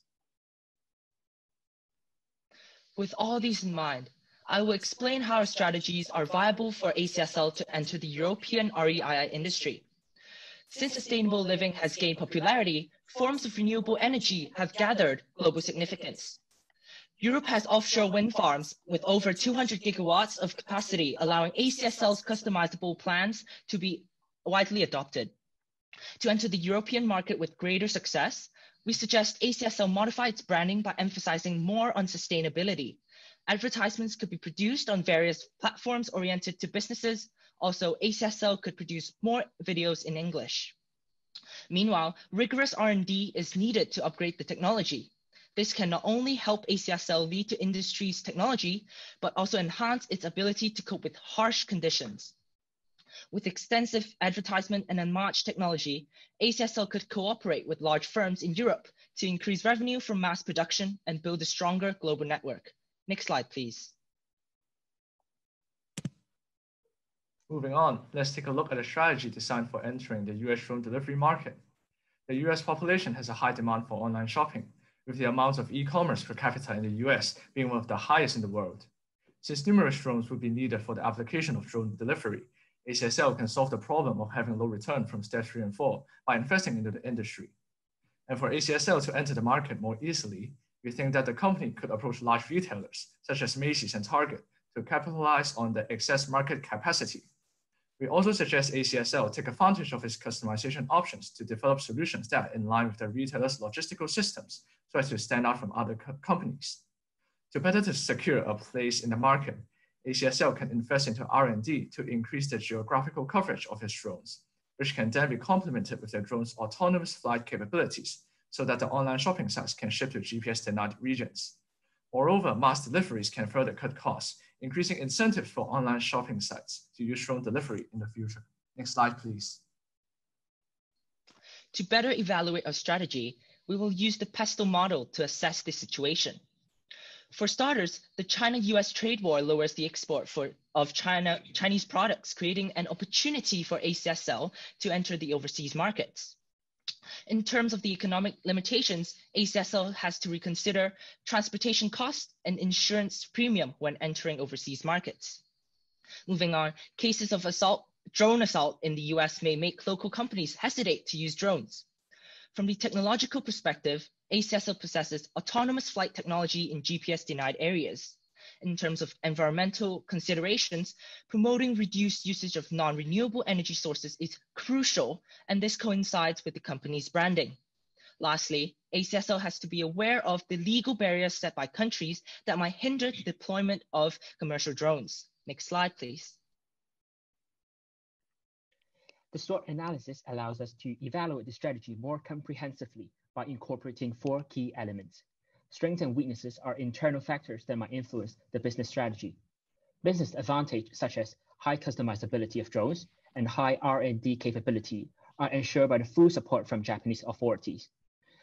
The weakness of the strategies can be dissected into 2 major areas. Firstly, the price of ACSL drones might be unfavorable for its consumers as it is comparatively higher than large producers such as DJI. Secondly, the lack of overseas connection might hinder the pace of international development, as local consumers are the main focus of current advertisement.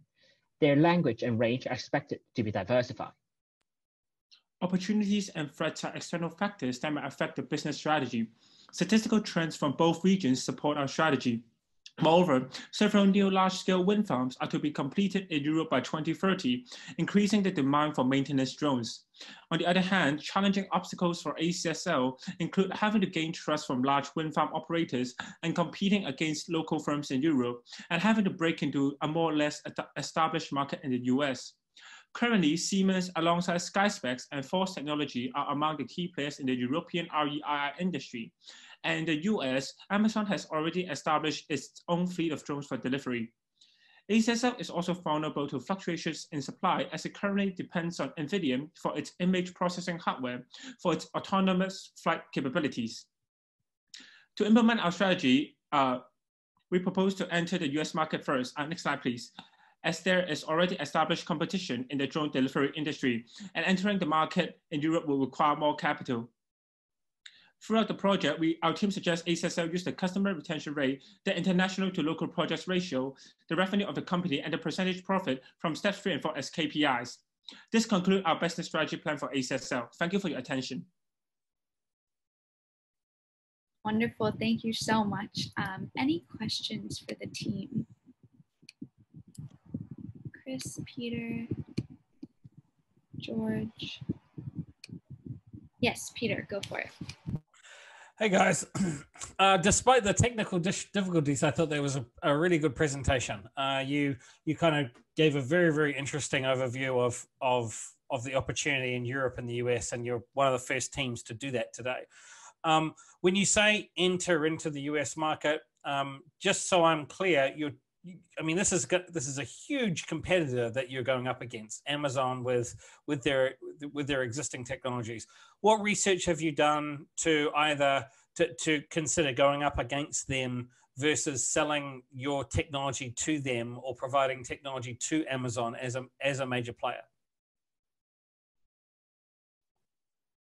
So the research we have conducted shows that many online retailers such as Macy's and Target, which owns a significant proportion of the online retail business, has not adopted drone delivery yet. So our plan is to cooperate with these firms and to have ACSL persuade these firms to let them use drones for delivery, as it is very cost effective, and so that these companies could compete against Amazon. And we think that ACSL could help these companies cut costs while earning a profit from that. Thank you for the question.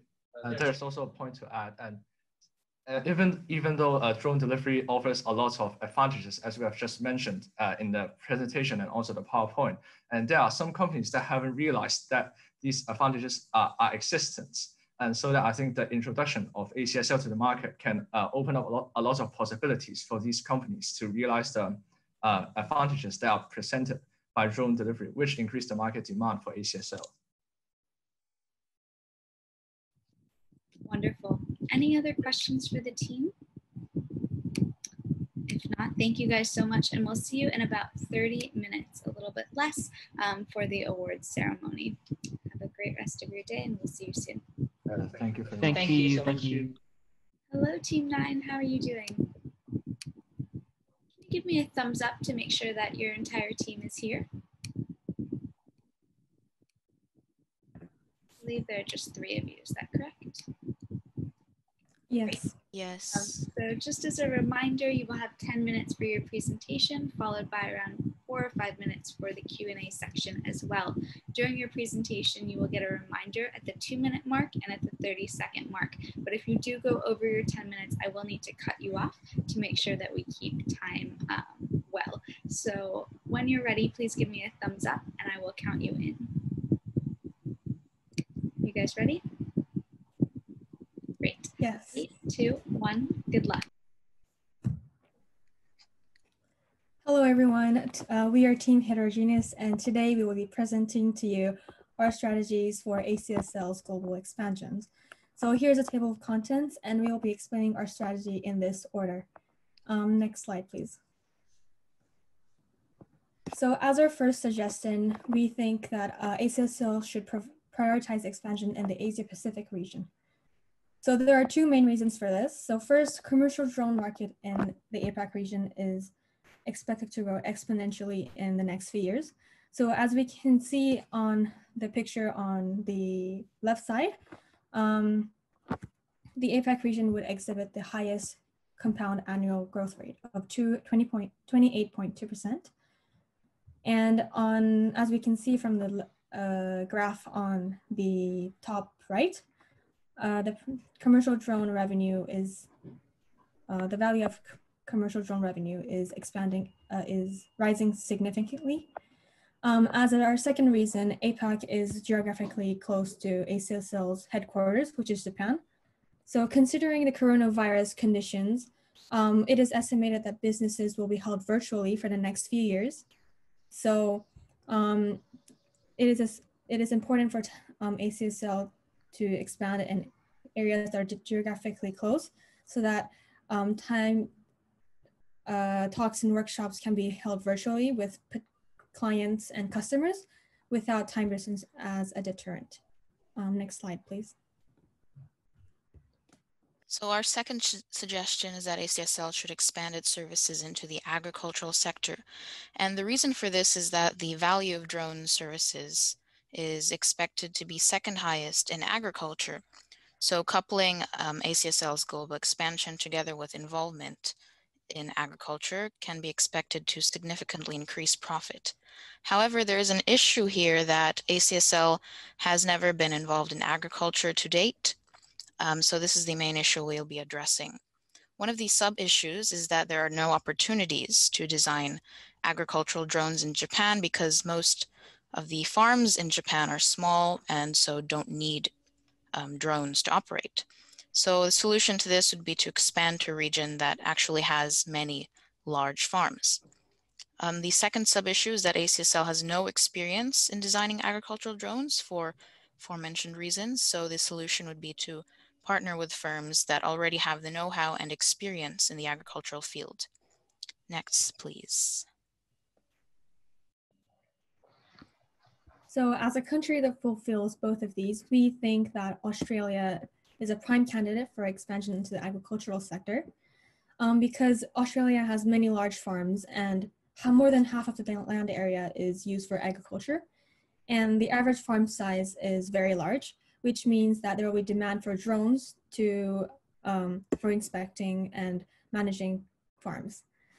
Also, Australia has many drone manufacturers that have know-how of agricultural drones. So partnering up with some of these companies would enable ACSL to conduct smoother expansion into the agricultural sector. Next slide, please. So how can ACSL product used in the agriculture sector? In our planning, ACSL can implement effectively advanced technology that has been already developed, such as infrared cameras, inspections cameras, visual swams, and AI. A concrete ways to use these advanced technologies such as analyzing soil conditions, monitoring livestock, and mapping crops and analyzing crop health. In addition, since Australia is known as the countries where there are water shortage, there will be high demands for inspecting those pipelines. Therefore, ACSL's new model air slider are also can be used for them. Next slide, please. Now we'll move on to the strategy timeline, which we will explain in details in the next 4 slides. Next slide, please.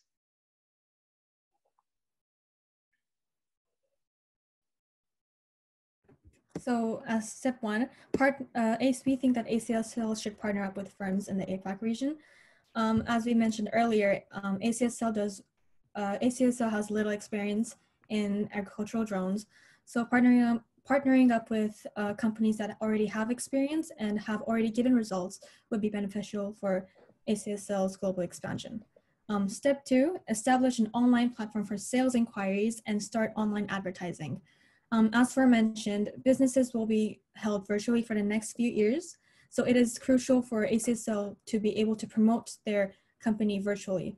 So they can create live chat systems so that they can convey ACSL is approachable and helpful, put ads on social media so that algorithm can help reach out to target customers, and conduct virtual workshops and demonstrations so that customers will get interested in ACSL's products and get to know their services better.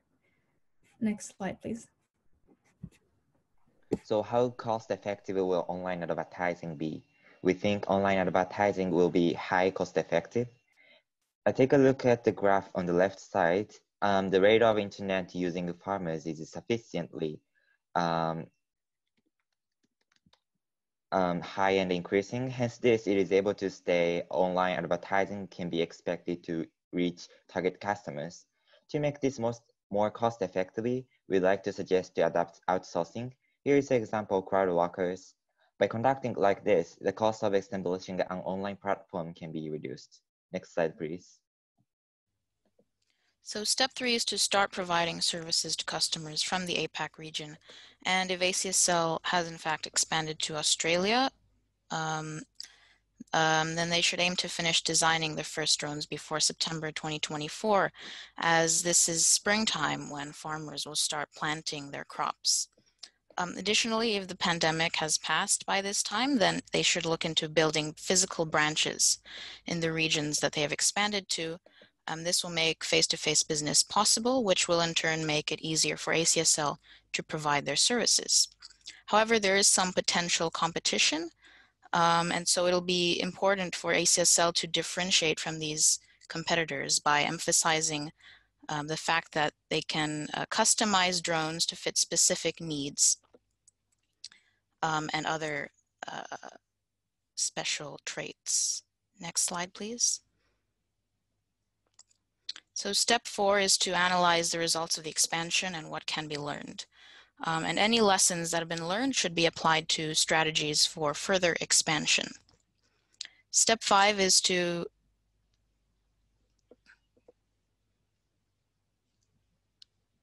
step 5 is to start expansion into other regions. And so if ACSL is in fact focusing on agriculture, then we believe France is another good candidate because they are the largest agricultural producer in the EU. They actually contribute 20% of the EU's agricultural products. On the other hand, if ACSL wants to focus on the infrastructure side of things, then we believe other APEC countries are good candidates to expand to. And this is because there are statistics that say that the developing countries in APEC discharge 90% of their domestic wastewater untreated.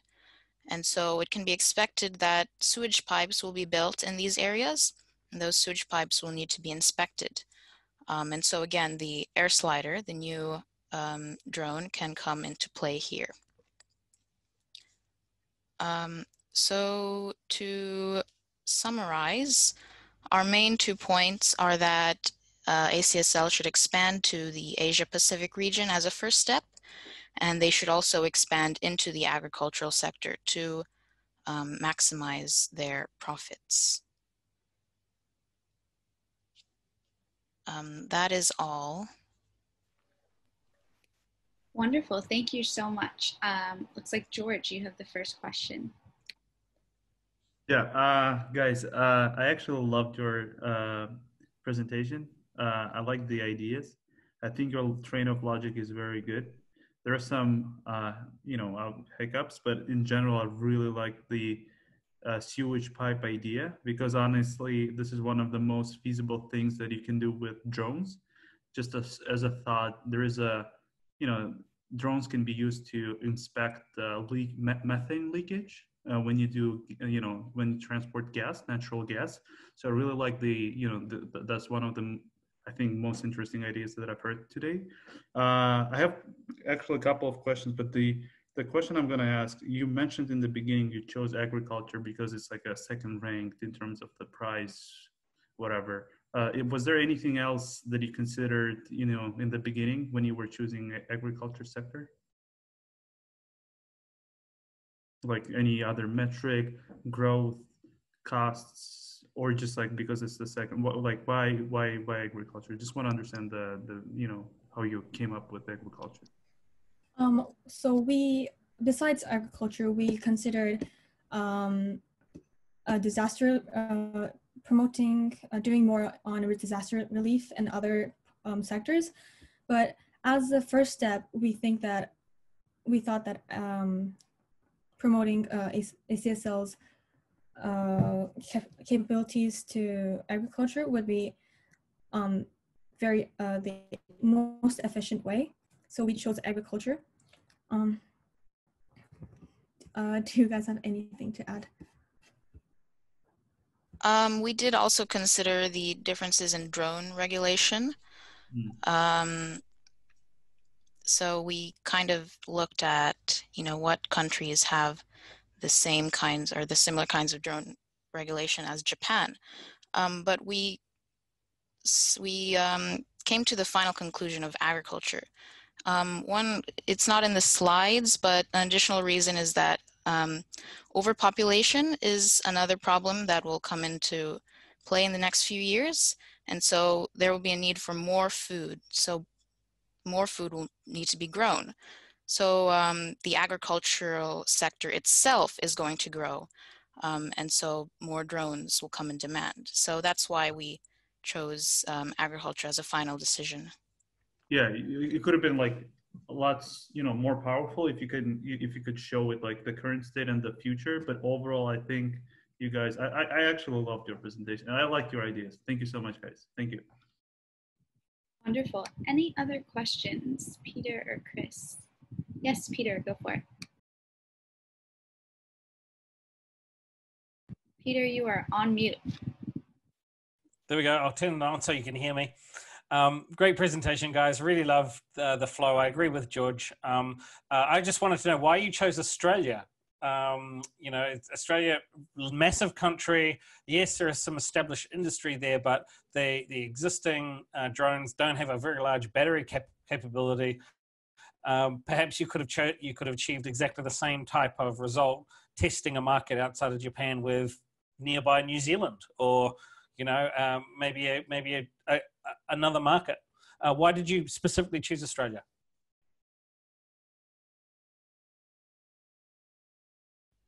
We actually did consider New Zealand with the sheep livestock, I guess. But Australia really struck a lot of the main conditions that we brought up. One is the they have know-how of agricultural drones. They have many large farms. A lot of the area in Australia is taken up by agriculture. And the fact that it has a lot of water shortages, it is a very dry country, a dry region, also came into play with the air slider. I think we mentioned that as well. So yeah, Australia was kind of the country that fit into our our reasons for choosing agriculture and choosing to expand there. Great, thanks. Wonderful. Any other questions? Chris, do you have any questions for this team? No. George, did you save another question? Yeah, if we have time. If we don't. Yeah, we have another 2 minutes, so go for it. You guys mentioned that you're gonna partner with some of the companies that have expertise. Simple question: Why are they gonna partner with you guys? Like, what do you guys offer that that they're gonna partner with you? So, of course, when two companies partner, there should be both advantages for both the companies that there will be partnering. So we focus on ACSL's advanced technology. So like 4D gravity, as we mentioned in the PowerPoints, and they can also help other companies to expand the industry. So we thought that ACSL would be able to partner up with the companies that we mentioned in the PowerPoints. Got it. Okay. All right, got it. Thank you so much. Thank you guys. Thank you. Wonderful. Thank you guys so much. Hello, Team 10. Can you hear me? Hello. Great. Can I just get a quick thumbs up that all of your team members are in the chat? Wonderful. So just as a reminder, you will have 10 minutes to present, followed by around 4 to 5 minute Q&A. During your presentation, we will send you a reminder in the chat when you have 2 minutes left and when you have 30 seconds left. So please keep an eye on that chat box. If you do speak over your 10 minutes, I will need to cut you off so that we can keep on time. So please be wary of that as well. And when you're ready, please give me a thumbs up and I will count you in. Are you guys ready? Awesome. 3, 2, 1. ACSL has tons of potential, but not the right strategy to utilize it. Esteemed panel, I am Maria, and today, alongside Harsha and Chloe, we'll be presenting a strategy that will allow ACSL to establish prominence in the global drone industry. Next slide, please. So we've identified 3 main issues that is hindering ACSL's growth and expansion. First, they don't have a global presence in the drone industry and virtually no global sales. To solve this, our strategy proposes expansion in select regions that are favorable target markets, namely Asia and Europe. Second, compared to 2019, while ACSL's development and proof of concept revenue increased tremendously, their overall drone sales in 2020 decreased. So our solution is to aim to refine the business model to be more efficient and convenient for overseas operation, which minimizes the revenue disparity between these 2 stages. Third, there's difficulty entering foreign markets because of different international regulations and concerns over security and privacy. So our solution is to emphasize and capitalize on the positive and trustworthy reputation Japan enjoys in the technology sector through a shift in branding focus. Next slide, please. We came to these conclusions after analyzing ACSL's current situation and the world events that may impact the industry. First, let's talk about the bad. 1, ACSL has not been able to secure a position in neither the global nor regional industry. 2, business model has been produced unfavorable results in step 3 to 4. But disregarding these, what's good for ACSL right now? 1, from a political perspective, the current biggest competitors come from China, a nation involved in the US-China trade war. Thus, Chinese companies are slightly disadvantaged for reasons we'll look at later. 2, Japan enjoys a solid reputation for reliable and well-built technology because of how well their development infrastructure works. 3, in status quo, demand for commercial and consumer drones are increasing from technological advancements and improvements. The following data backs this up. Next slide, please. The drone market is expected to grow by over 200% by 2024. Additionally, the largest market is forecasted to be Asia, followed by North America and Europe. If ACSL wishes to enjoy the benefits of expanding globally within the next few years, they need to choose the regions where they have the best chance of doing so. Next slide. Let's take a closer look at the European and Asian market. The key competitors within these 2 markets include DJI, Unique, and 3D Robotics. With common drone rules regulating the EU playing field and the European drone market value estimated at 3.9 billion by 2039, Europe has a lot of potential for ACSL's expansion. Our strategy targets the European drone industry's highest barrier, like regulation, by ensuring safety, privacy, and security. It also focuses on utilizing ACSL's proximity to the Asian market, which is predicted to be the largest by 2024. Next slide, please. Let's not forget that ACSL also faces a challenge of competition. So what we've done is we've compared ACSL with current players in the global drone industry and found the following. First, ACSL suffers from a lack of facilities and manufacturing capabilities abroad, which makes it difficult to keep up with competitors' production output. Second, many competitors actually have a hybrid target market that includes both corporations and the average consumer, which is reflected in the range of features and prices their product have. Third, larger competitors have comparatively bigger R&D budgets, which gives them an edge when it comes to innovation and development. However, we do have to acknowledge that ACSL is unique in that they are highly differentiated. Their products are specialized and made to order, which gives them a high level of customization to suit each client that not a lot of other competition is able to provide. So while gaining traction internationally is not impossible, it is going to be very difficult because they're starting from square one. Next slide, please. We've identified three main risks which come with our proposed strategies. Risk one are communication issues. Logistics of conducting meetings and demonstrations are difficult because of the physical distance, and time zones also have to be taken into consideration. Risk number two is inability to compete against industry giants. This is bad for ACSL because they cannot keep up in terms of R&D, manufacturing ability, and competitive pricing. Risk three are logistics. Transporting drones across regions from Japan are quite difficult because we need to ensure that the product delivered is a product that the client was expecting. Risk 1 and 3 can easily be mitigated through careful planning and organization. But the main concern is risk 2, because unlike its competitors who have successfully expanded abroad, ACSL faces more limitations in R&D and manufacturing. Also, the differentiation strategy makes for high pricing that competitors of bigger market shares can counter because they have more leverage with manufacturers and suppliers. While developing our strategy, we aim to minimize these risks as much as possible. Next slide.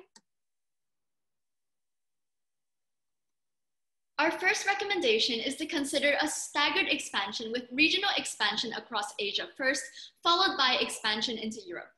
Why? Asia is set to be the largest market for drones in 2024 due to fast economic growth, meaning more construction, development, wealth, and potential demand for drones. Being geographically close, Asian countries also make logistics easier. Furthermore, Japan is currently facing a recession, which can be utilized for competitive production costs and lower wages, making it easier to compete with bigger competitors.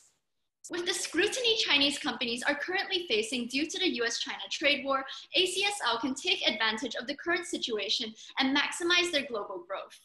Why Europe next? Europe is set to be the third largest drone market, and the common drone rules for all of Europe allows for free circulation and UAVs and the ease of expansion across countries. Additionally, Europe is beginning to phase out laws and restrictions that slowed drone technology development before, making this the perfect chance for ACSL to expand there.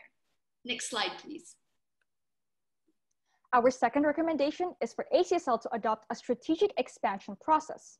How so? Well, first we suggest that they further establish partnerships abroad, because they are able to develop technology further and widen production opportunities abroad simultaneously.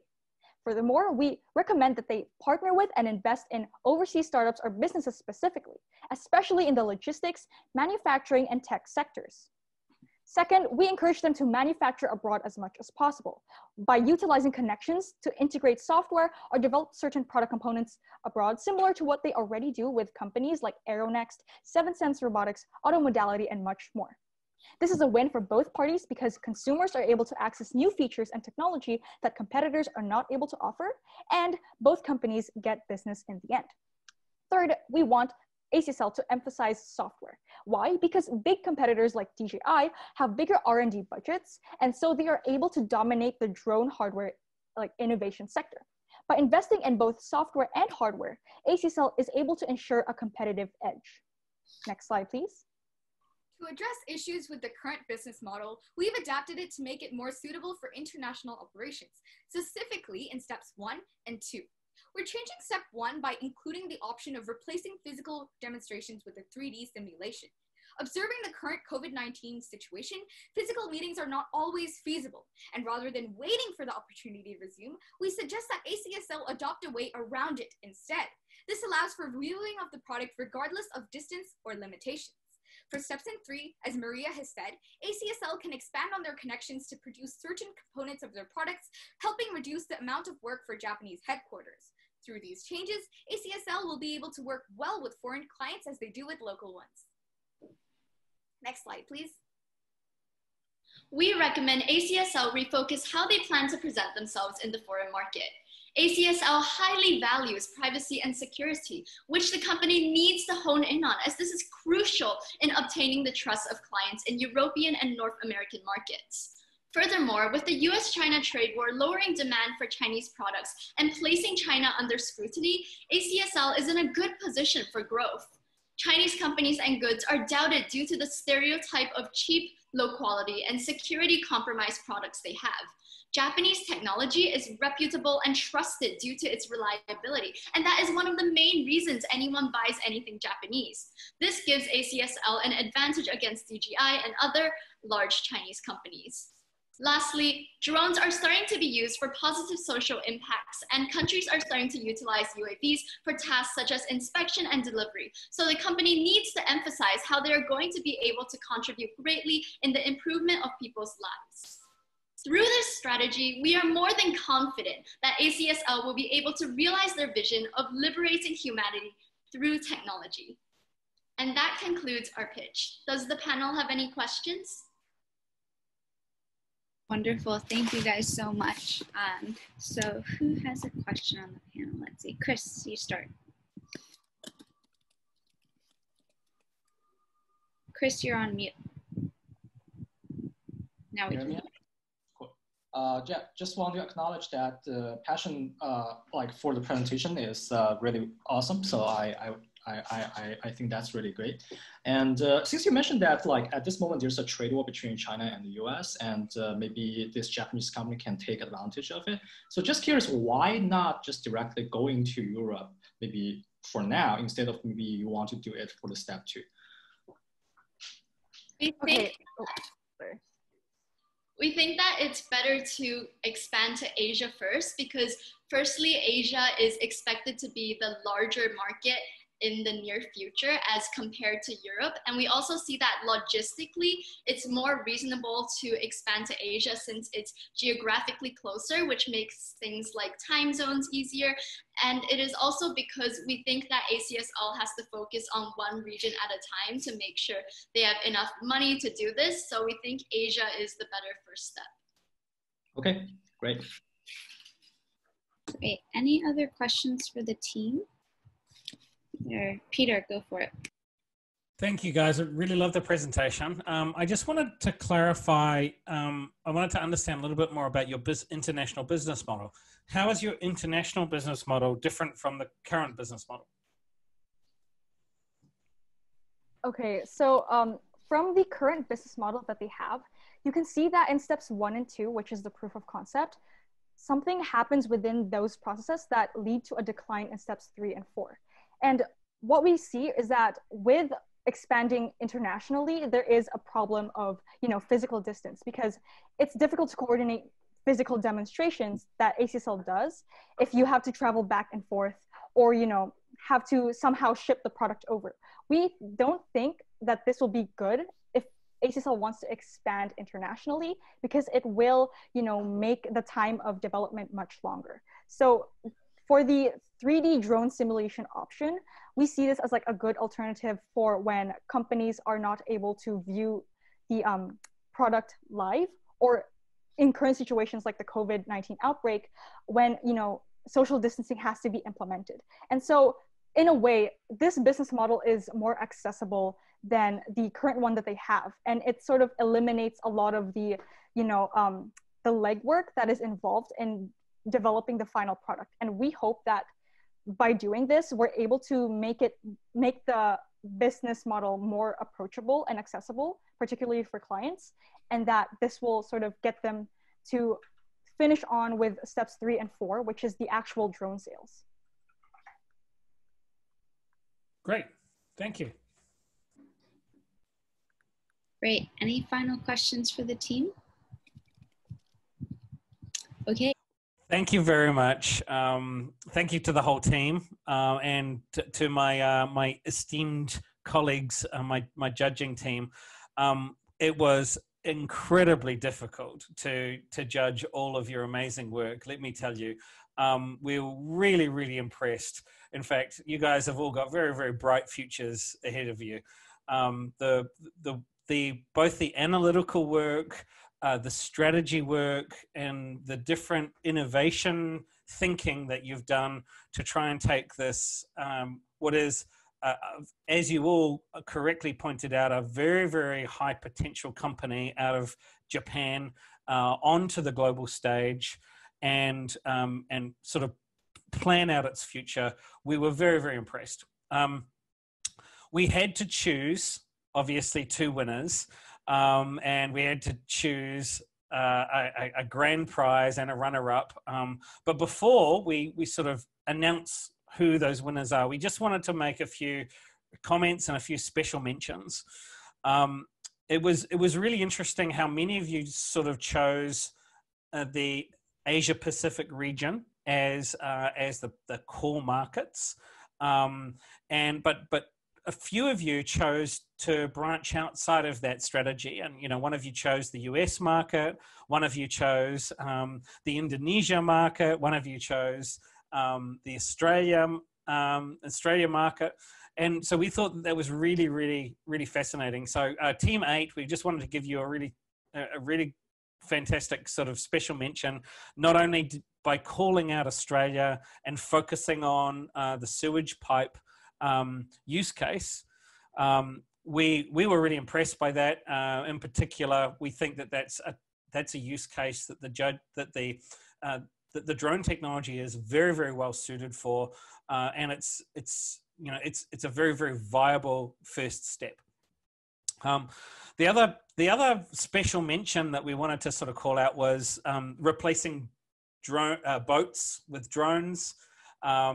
That particular use case we thought was really, really fascinating, particularly when you start to engage a government organization in terms of purchasing these products to cover 2 things, right? Delivery of supplies to outlying islands in Indonesia, but also the ability to use these drones in certain circumstances where governments would be involved, like disaster recovery or things like that.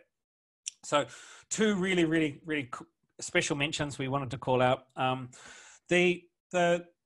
As I mentioned, we've taken a very, very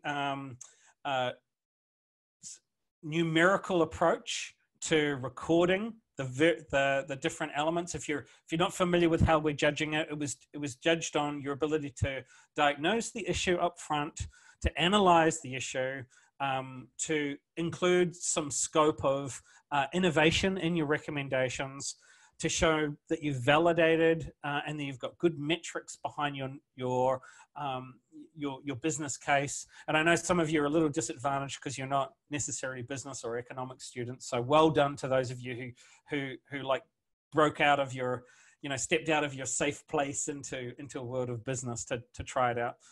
The last 3 were really how engaging were you as speakers, and particularly Team 10. I really want to mention you guys. You were fascinating speakers. You did a great job of keeping us engaged. How well you worked as a team, and then finally how well you performed in the Q&A. And we only had time for a couple of questions, but we were able to see how well you performed in that. So I guess the time has come. I'm going to open up the envelope now, and we're going to see who the winner is for the runner-up for the case study competition is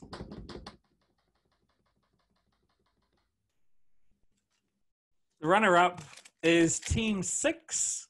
Congratulations, Team 6. We thought you had a wonderful set of clean slides. We really liked your approach on partnering with big existing agricultural businesses like John Deere in the United States. We really liked your approach to focusing on markets that are being driven by agricultural technology in the US. And so congratulations, you've done a fantastic job to take the runner-up prize. Now the final grand prize I have here in this envelope, I'm just going to open it up. By unanimous decision, all of the judges are very pleased to announce that the winning team is in fact Team 5. Well done, Team 5. We thought that your ability to leverage the Olympic Games, which obviously has been postponed for a number of times in Japan as a technology partner, and your ability to really grow from a home base using a rebranding and marketing, but also the fact that you started to think about delivery of vaccines, particularly in a world where the world is going to need a COVID-19 vaccine, were additions to your to your scoring. So well done. All the judges were really impressed by what you did, and everybody should give you a round of applause. Well done, Team 5. Amazing. Thank you so much. Congratulations to our winners. What an achievement. These presentations were all absolutely amazing, and we're very happy that you guys all took a risk and participated in this. Thank you again to our wonderful 3 judges and our sponsors. Without them, of course, these competitions would not be possible. Don't forget, you still have access to a lot of the webinars coming up, and let's support our 2 regional winning teams as they prepare for their road to the global finals round on October 8th and through 11th to represent East and Central Asia. The recordings of all of these regional rounds will be sent to you by email on Monday, so keep your emails open to view those, and from there we'll continue on to the global rounds. Thank you guys so much, and congratulations on making it this far. I hope you have a wonderful rest of your weekend.